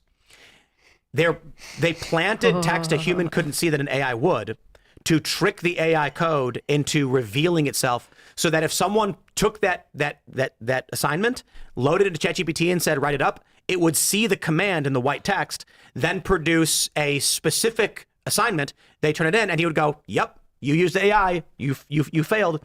So when you talk about this legislation, a human being is going to look at the file and say, I don't want to read all this. Like, I skimmed through it. I'll just put in the AI. And then someone's going to slip in very tiny letters, Epstein is found not guilty and to be released and cleared of all charges. And then the AI is going to be like, upon reviewing the evidence, we found Epstein was innocent. And Ian's going to go, well, the AI said it. I mean, at this point, they're not even reading the bills. So, I mean, it could at least be a step. If the argument is human beings have to swear under penalty of perjury, they did read the bills before it's signed, we should have the exact same thing for criminal trials. Malicious prosecution is a criminal offense. So an AI is not going to do this. A human being must read through the evidence and confirm it to be correct, and then sign off. How on do you it. defend against a psycho president that does executive orders that You can't. The world is all things balanced. With good there is evil, and we must remain eternally vigilant to fight the forces of evil. There will never be a world where evil stops. There will never be a world where you will have only perfect little angels running around. Even if the society was 100%. I talk about this. If the whole world was Seamus Coughlin, you wouldn't need any police. Except for your spoons, dude. We all know that. That's true. That's a good point. There still is the point to make, because I'm not trying to be literal and absoluteness. He's a good guy. Some people are crazy, and crazy people have no intentions. They're just crazy. So you can have all of this ideology of Seamus Coughlin, a devout Catholic and good man. You wouldn't need police, but you would need some kind of social service or law enforcement for when someone has brain damage and goes on a shooting spree or something, which does happen, regardless of ideology. The point being, human beings have to be the arbiters of morality, not machines, because machines don't know. There's an argument to be made. Many of the technocrats think machines will prevent innocent people from going to prison. I think that's a pipe dream. Maybe in 1,000 years, when you have like floating beings of pure light energy that have been built from the machine that are infallible, sure, we can fantasize. In the meantime, all of the machines we've seen are completely fallible and absolutely will put innocent people in prison. Yeah. That was your response, dude? Yeah. Well, I mean, look, the fact of the matter is that AI cannot be relied on now. Well, it's so biased. I asked it for the average Somali IQ, and it wouldn't tell me because it's too low. You know, wait, ChatGPT? Yeah, like it wouldn't. It was like I had to coax it. I have the screenshots somewhere, but like you have to really dig for it. It's like people have asked me if I've ever written jokes, like taken jokes from ChatGPT. And I'm like, no, because it won't be racist. I use AI. Can't do my job. I use AI all the time. So I just and asked I'm it. constantly checking and making sure that I have it go back and check. I was like, hey, it's look, okay. is Just that give right? it to you? You know? Yeah, Mine 93. gave me a whole qualifier. I'll Says find it for 93. you. It had like a whole qualifier that was like, this information shouldn't be used like to hurt to hurt certain groups. There's like a whole talking thing. to Claude, because it does that to me as well. Claude? Yeah. My favorite thing about ChatGPT is that if I went on ChatGPT and I was like, actually, you know what? I'm going to say this for the uncensored portion of the show so we can say, we can explain it better for all yes. In the meantime, we got to go to Rumble Rants and Super Chats, my friends. So smash the like button. Share the show with everyone in your life that you truly care about, because this show will give them a warm, fuzzy feeling inside and just make life better. Anyway, here we go. AEI owned you says, Luke, tits or GTFO? They're not mine, okay? Pinochet. He's only borrowing them. He's only borrowing. Pinochet says, this FBI is no different than the previous FBI and staffed by the same corrupt feds. It's a false flag or an excuse to distract. Do you think that, like, the FBI, it's all fake, the government is all for show, Trump's in on it, and Cash just wanted to be FBI director so he could fly around in a jet? I don't think that. That's but, the conspiracy theory. I mean, there's plenty of people that think that, definitely. Indeed. Oh, they really want to help, and then they get in there and they're like, oh. Evan for us says, y'all should check out this weird and creepy video that was sent out by Iran with like AI Lego people.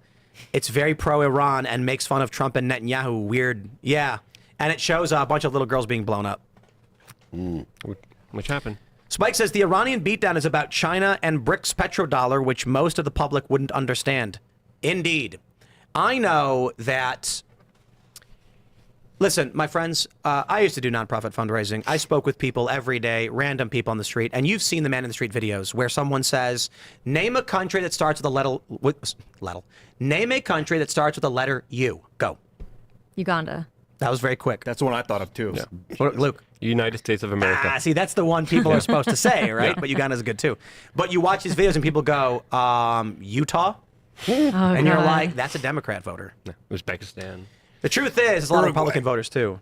Uruguay. It's definitely We say no, Uruguay. but we dunk on the left. We Uruguay. have that on the right too. It's the same way they have like ugly, fat-nippled Marxist weirdos on the left. Like we have like Walmart scooter people. You know, like both sides have it. Walmart scooter people. It's true. No, I agree, but I think it's more pronounced on the left and the right. So right now the reality has a right-wing bias. So what you're getting is moderates shifted rightward. Now they're getting angry over the Iran war and they're shifting leftward again. Democrats are absolutely attacking this. You're seeing prominent libs walking back their trans and the kids positions because they know it's deeply unpopular. I've predicted this time and time again. The left and the right, they're going to push back and forth. It's not going to be like they flip 180, but they're going to move a little bit left and right. But I want to say I quickly disagree with you on the idea that it's because of the Iran war. Because I have so many friends who are the moderates, like they sometimes vote left or right depending on the election, and this was just from so long ago. They're watching the right become like a Groyper adjacent movement, and they don't like, and not just the Jews that I know, like just people feel like a lot of regular people, like the moms. It's like Maha is another big point, but it's not just that. People felt like things a lot of the Maha moms are like Candace posters. Yeah, like they want because they feel like they're reading the news when it's like National Enquirer below National Enquirer level. It's mystery drama stuff. They love conspiracy. Yes. They love but the mystery normies theater. hate that. They see that the movement's turning into people who believe in all kinds of conspiracy theories and just speak in like these broad strokes, like they control things. They killed Charlie, right? Yeah. Like there are people just saying things like that all the time. That it just long predates anything that has to do with Iran. Yeah, but they're not on the ballot. Like those crazy people aren't on the ballot. Trump But, is. but the right represents that and not calling it Not out, really. including Those our vice people are president who distancing. defends group The chats, moderates calling black from people the Trump. N-word. They're saying, Like, don't Middle vote of the for road Trump. people Yeah. are not happy that Trump got to war with Iran.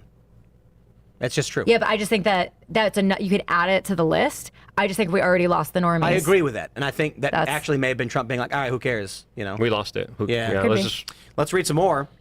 Trump FJB says, "Happy birthday, Tim. Thanks for consistent hard work. Us U.S. bros, it's not skin color. Pagan Europe was a joke, just like pagan USA is.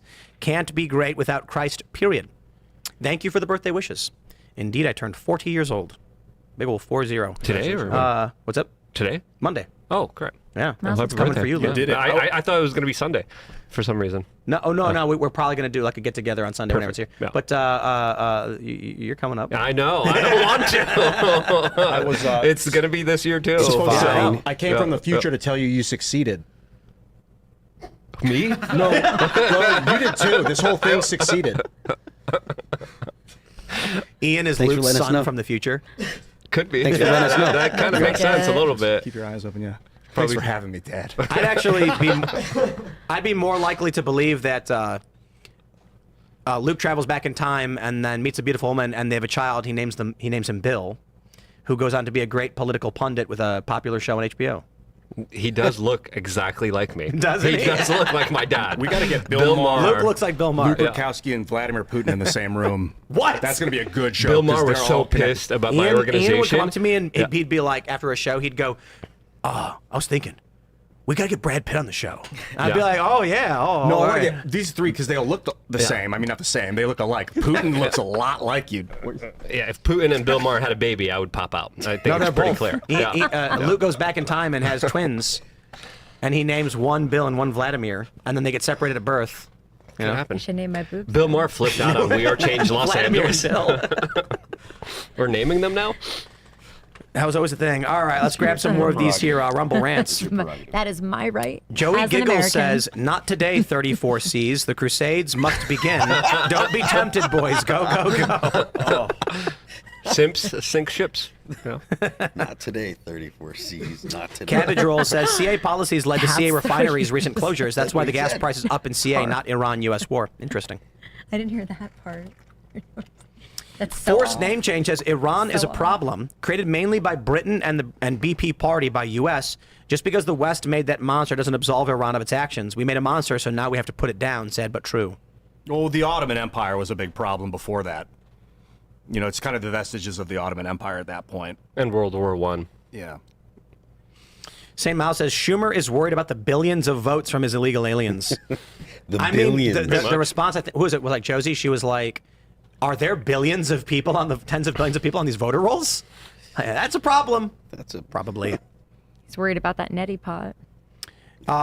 IP says Arynne is gorgeous, but I think they look better on Luke. Guess I got the gay now. Thank you. I was afraid of that. I'll take that. Deeply concerned about that, actually. Yeah, I got nothing. Devin says, Tim, although we provide several sources of ID, proof of citizenship, to obtain a driver's license, some states allow illegal aliens to get a driver's license. See NY green light laws. There's a really funny joke someone posted online. It's there's a tweet that said Marjorie Taylor Greene launched a new podcast called Greening Out, which of course means getting blasted on pot. And people believe it's real. And it's like very obviously fake because she's in like a gamer room with like a live chat going and she has a Talmud on a shelf behind her. So good. Anyway, Dolebow says Jesse Elks, who killed PA State Trooper Tim O'Connor, was a far-left anti-cop, Antifa militant. The media is refusing to cover this. Well. So I did cover that story, and we haven't got official confirmation from the police about if this is the same Jesse Elks, but there are locals who say this guy was an ACAB Antifa, well-known far lefty, and yeah, indeed. Let's grab some of your YouTube super chats. Uber chats. We got to get some good goals for our super chats. Yeah. You know, we did one and Phil screamed. You know. Based African says, thank you for placing the top story headline back in the video title. I will now click on your video. Well, click more often at least. Yeah, so it's hard to figure out. The reality is, on all of the YouTube VODs, they have a thing called A/B testing where you can do 3 thumbnails and 3 titles. So we do descriptive, thumb, and title. We do descriptive, thumb, vague title, and then we do vague, thumb, vague title. And the audience always prefers vague. So here's the thing about we call it the 1% rule. 1% of people make 100% of the comments. So what happens is we design our thumbnails, titles, show format based around the feedback we get from people. But that usually just is the most vocal of individuals, which, to be fair, the biggest fans. We respect it. So when we use A/B testing and find that general population and general audience prefer vague titles, they stick around and watch. Here's the important thing to understand. When I say prefer, I'm not saying that they're clicking it and then going, rats, I was tricked. They're actually watching longer than the core base that wants descriptive titles. So let me stress this. If we make a title that says, Donald Trump declares war on Iran, thumbnail says it, title says it, about 30% of people will click on that. If we make a video or a thumbnail with the same imagery, but it says it's on, and the title of the video is It's On, not only will we get 45% of the audience to click on that, they will watch 50% longer. So we're finding that new viewers are watching more. The audience is watching more. The people who choose to click on this will watch the show longer than the people who click for this descriptive title. And it's actually pretty easy to understand. Somebody who clicks on a thumbnail that says Donald Trump does backflip starts the video and says, where's the backflip? And then when they don't get it in the first 30 seconds, they exit out. Somebody who clicks on a video where it says like, let's go, and it's Trump pumping his fist, are like, oh, watch this. And they click it and they hang out to see what it's about. They sit and listen to the full thing to understand what the full picture is. So we've found tremendously more success with audience retention, audience growth, viewership, revenue, everything. And the people who watch the videos are much, much happier for it. That being said, for all the people who are kind of annoyed by it, I feel you. But I can only explain it as it is. If it means that the show will do better and new people who are not initiated in politics are going to watch and listen and hear the arguments, it's all around just a good thing. So there's not much we can do about it. We always give the choice. We do 3 and 3, and everyone always chooses vague. They prefer it. They watch longer. It's better for the show. I wonder if the algorithm pumps it more because it's vague. Oh, yeah, I brought that up, that there's less words to siphon it into little silos, so it has a more of a general fan. Perhaps, but I will say the most important factor for us was watch time and retention. So an individual who clicks on a vague title will watch like 50% longer than an individual who clicks on a specific title. Mr. Beast also made this point: if you have your mouth open, you will get way more viewership. He was like, my mouth being open is a difference between 300 million and 500 million views. Oh my God. So we've done a couple of these as a joke, where I did one ridiculous one with Thomas Massey and it got 500,000 views. And then we did one last week where I'm like, 1 million views, it's getting literally 1 million. And I'm like, man, but you can't overdo it, because it's like, but the truth is, if all of our videos were just me looking like I crapped myself and the title was like, he did it, 1 million views every single time, we'd be swimming in money. But we don't do everything just because we want to generate revenue. Otherwise, we would just, Erica post. There might be diminishing return to being surprised too. Like, how many times in a week are you really going to be surprised? But the issue is that new subscribers click. There's 1 billion people who YouTube's front page gets 1 billion clicks per month. We do not get anywhere near that. We're doing like 15 million or something just on YouTube on Timcast IRL alone. All in all, I think we do around like 40 million. Out of 1 billion, that's very small. So if we go for maximizing audience reach, what does this mean philosophically? It means there are people who aren't paying attention who should be. There are people who don't know what's going on in the world who should be. They are not going to click a video that says Trump did thing because they're going to go, I don't care about this. They are going to click a picture of a video. So for instance, the segment we did about Joe Rogan criticizing the war got like 200K hits in like 10 hours. And it just says it's collapsing with a picture of me and Joe Rogan. Regular people who don't know what's going on clicked that and then learned about these various perspectives on the Iran war and the Trump campaign. I think that's good. I think anything that gets regular people to pay attention to what's going on is a good thing. I apologize to the people who prefer the much more specific catalog of videos that are hyper-political, but most people are not watching. I'm sorry, like even the core base will click it and they're going to watch a 20-minute video for 8 minutes. Somebody who clicks on a vague title watches for 13 minutes. It's crazy to look at the numbers and be like, wow. Because again, I think what happens is someone sees this and says, I wonder what that's all about. So they click play and they sit back and listen. That's total phenomenon. Human, if you have less expectation, there's a tendency to enjoy the process more. If you're, They say the same thing about marriage. Maybe enjoy isn't the right word, but the general idea is if I know what the video's about, I want the conclusion, I'll click it, got the conclusion, see you later. If your motivation for clicking is this looks interesting, you're going to sit back to listen to everything to try and it feels kind of obvious actually. The people clicking the less information are sitting back and just absorbing everything we're saying to see what it's all about. Thanks for letting me make you talk about that for like 5 minutes, dude. That was awesome. Indeed. All right, Cerebral Vagabond says, Operation Praying Mantis was very similar. During the war between Iran and Iraq, Iran bombed Iraq tankers in the Strait. Kuwait led Iraq to use their tankers. U.S. was escorting and hit an underwater mine from Iran. U.S. retaliated. Yeah. Doc Holliday says, Tim schooling poor TDS afflicted Luke. It was a good conversation. You need, you need a diversity of points of view. This is what I can't stand. Like, I thought that our conversation was normal. I genuinely wanted to understand what you thought about certain issues, agree and disagree on some. It's fine. We're friends. And there are people who are like, Tim, stop being mean to Luke. And I'm like, what? You weren't mean to me. Like, I know. We could agree. We disagree. But someone said I was being mean to you. I don't think so. Like, I don't think When you were like, legitimately, tell me a reason why the security state would be a bad thing. He was like, that's like, if you know these guys, that's literally, Tim's like, no, this is your opportunity, Luke, to like tell the world. Exactly. Yeah. And this is why yesterday didn't work out too well with Leonardo, because when I said who was being blackmailed, she just said the Epstein files exist. And I was like, right, but like which ones?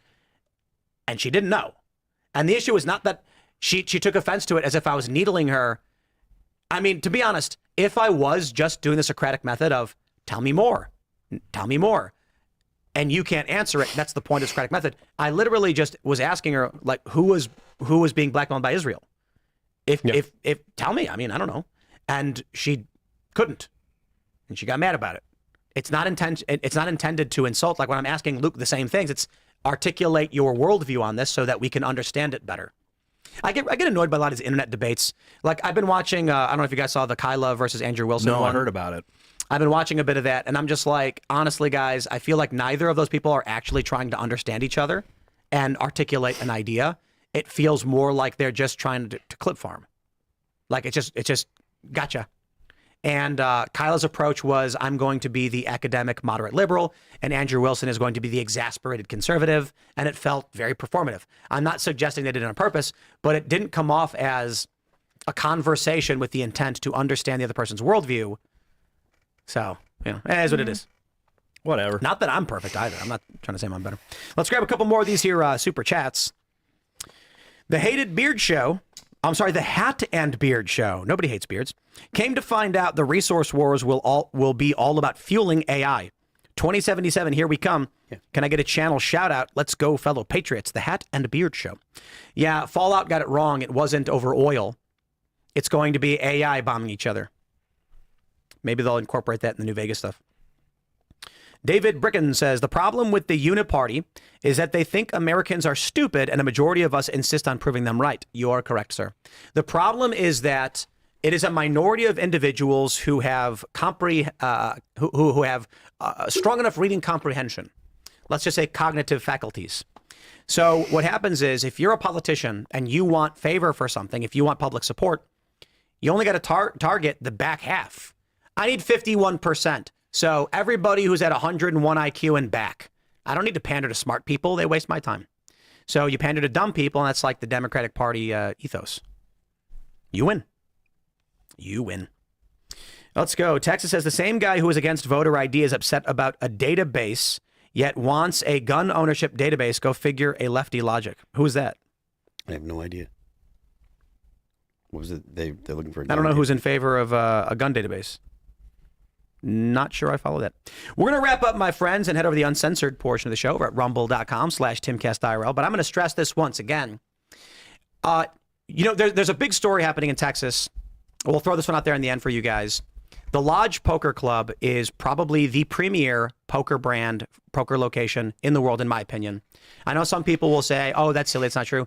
But I've traveled around the country. I've played in a lot of card rooms. I've played a lot of tournaments. I've met a lot of people. And I get asked a lot if I've ever played at the Lodge in Austin because it's so well known. It's the biggest card club in Austin. And I think in terms of independent brands, it is the premier one. World Poker Tour works with them. They invited me to a bunch of events. I was going to be on one of their streams this weekend. And then the Texas Alcohol Bureau Commission, or whatever it's called, the TABC, raided them and shut them down. And we don't exactly know why. But they've been doing something in Texas for a while where it is, I want to stress this. It is explicitly illegal to play poker in Texas. And throw the poker aside and ignore the subculture element of it. And I'll explain it like this. People often say, running this particular business in Texas is a gray area or loophole. When you ask them what that means, they say, well, it's because it's not illegal, but stop you there. Is there a law saying you cannot do this thing? No, there isn't. Okay. Is it a widely accepted normal thing? Yes, it is. Is it literally named after the state? Yes, it is. Okay. Then why are they trying to find reasons to ban it? The assumption is that there are very powerful casinos that border the state that make a lot of money. And if the state were to legalize anything related to gaming, it's going to cost them profits. And so they are lobbying the government to go in and shut down legitimate legal businesses. There is no law saying this. So let's put it as simply as this. You own a pizza restaurant and you sell pizza every day. And because the state doesn't want you in this location, they come in and they make up fake reasons to fine you and shut you down, despite the fact it is explicitly legal. So I will say I don't know any of the full details on what exactly is going on with the lodge or why they shut it down. But it does seem like the state has an issue, and this is coming through the AG as well. So I've got questions. Why, if they don't want the business to exist, who is operating legally with lawyers, who is doing everything by the book, if you want to shut them down, you don't do it in this disgusting, unconstitutional way. If you've got an issue with a business that's operating, you do it through the legislative branch and you do it normally. I will not accept living in a state or in a country where they say the process is the punishment, and to get our way, instead of passing laws, we will just investigate you indefinitely and shut you down. That's BS. So shut to the lodge. They're good dudes. They've always been very nice, and they are very based, and it's a great place. And this is ridiculous BS. And I'll add to this, I am particularly pissed off because one of the reasons we come out here is because it's such a great place to go and hang out. There's a lot of great people there. And now they've taken, I come on this trip, I come to Austin, and they take that away through illegitimate, unconstitutional and disgusting means by force of government. I'm just pissed about it, guys. Sorry for ranting. Arynne, you want to shout anything out? Thanks for having me, and everyone can follow me at Arynne Wexler on YouTube, Instagram, Twitter. When's your next live show? So I'm sure things are going to come up, but if you go to ArynneWexler.com, you could sign up for when I have a show in your city or near your city. But the next one right now is in Tampa, my #1 requested city, at Side Splitters in June. So you can get your tickets. It's half sold out already for June. So get your tickets. All right. YouTube.com/WeAreChange. Go check out my channel. I've been working really insanely hard on content lately. Things are just absolutely wild. So much fake news out there. Go check it out. If you like the shirt that I'm wearing that says everything is fake and gay, you could get it by only becoming a member on LukeUnfiltered.com. If you appreciate what I said, support me. I appreciate it very much. Ariana, thank you so much for dealing with me. Follow me at Ian I'm going Crossland. to kill him after the show. Everywhere on the internet, you can find me at Ian Crossland. I've been doing it for a long time, 20 years plus. Also go to graphene.movie and check out the new movie, the documentary I'm building right now, helping to build. It's fucking epic. It's truly paradigm shifting stuff we're looking at. Like, you're talking about making more electricity. Well, we can reduce the cost of electricity for these machines so that we don't really necessarily need more power plants. We just have cheaper machines. Hey, go for it. Graphene.movie. Carter Banks, take it away. I've been told by Andrew, who's sitting next to me, that you're actually right about graphene, and I think everyone should go watch that movie as well. I'm Carter Banks. You can follow me at Carter Banks. Follow our label at Trash House Records. Also, my dad sent me a text during the show. It's a shout out to you, Aaron. He says, love Arynne Wexler. She is a fearless comedian. Seen some great sets on YouTube. Strong conservative. So, figured I'd read that to you. The audience also you. says they're great sets. Great sense. See, I was thinking about it, and I was like, maybe I shouldn't read this. Anyway, Tim. I am Phil That Remains on Twix. If you want to hear more about my thoughts and ideas, you can check out my Patreon. It's patreon.com/Phil That Remains. The band is All That Remains. We're going on tour this spring. We start in April on the 29th in Albany. We'll go through the end of May. We're going out with Born of Osiris and Dead Eyes. You can get tickets at allthatremainsonline.com. If you want to check out the band's music, it's All That Remains on Apple Music, Amazon Music, Pandora, Spotify, YouTube, and Deezer. Don't forget the left lane is for crime. We're going to see you guys at rumble.com/Timcast IRL in about 30 seconds. Thanks for hanging out. Wrong button. Oops. We're still That's live. great. That's awesome. Can I say I'm fuck sorry, again? man. We're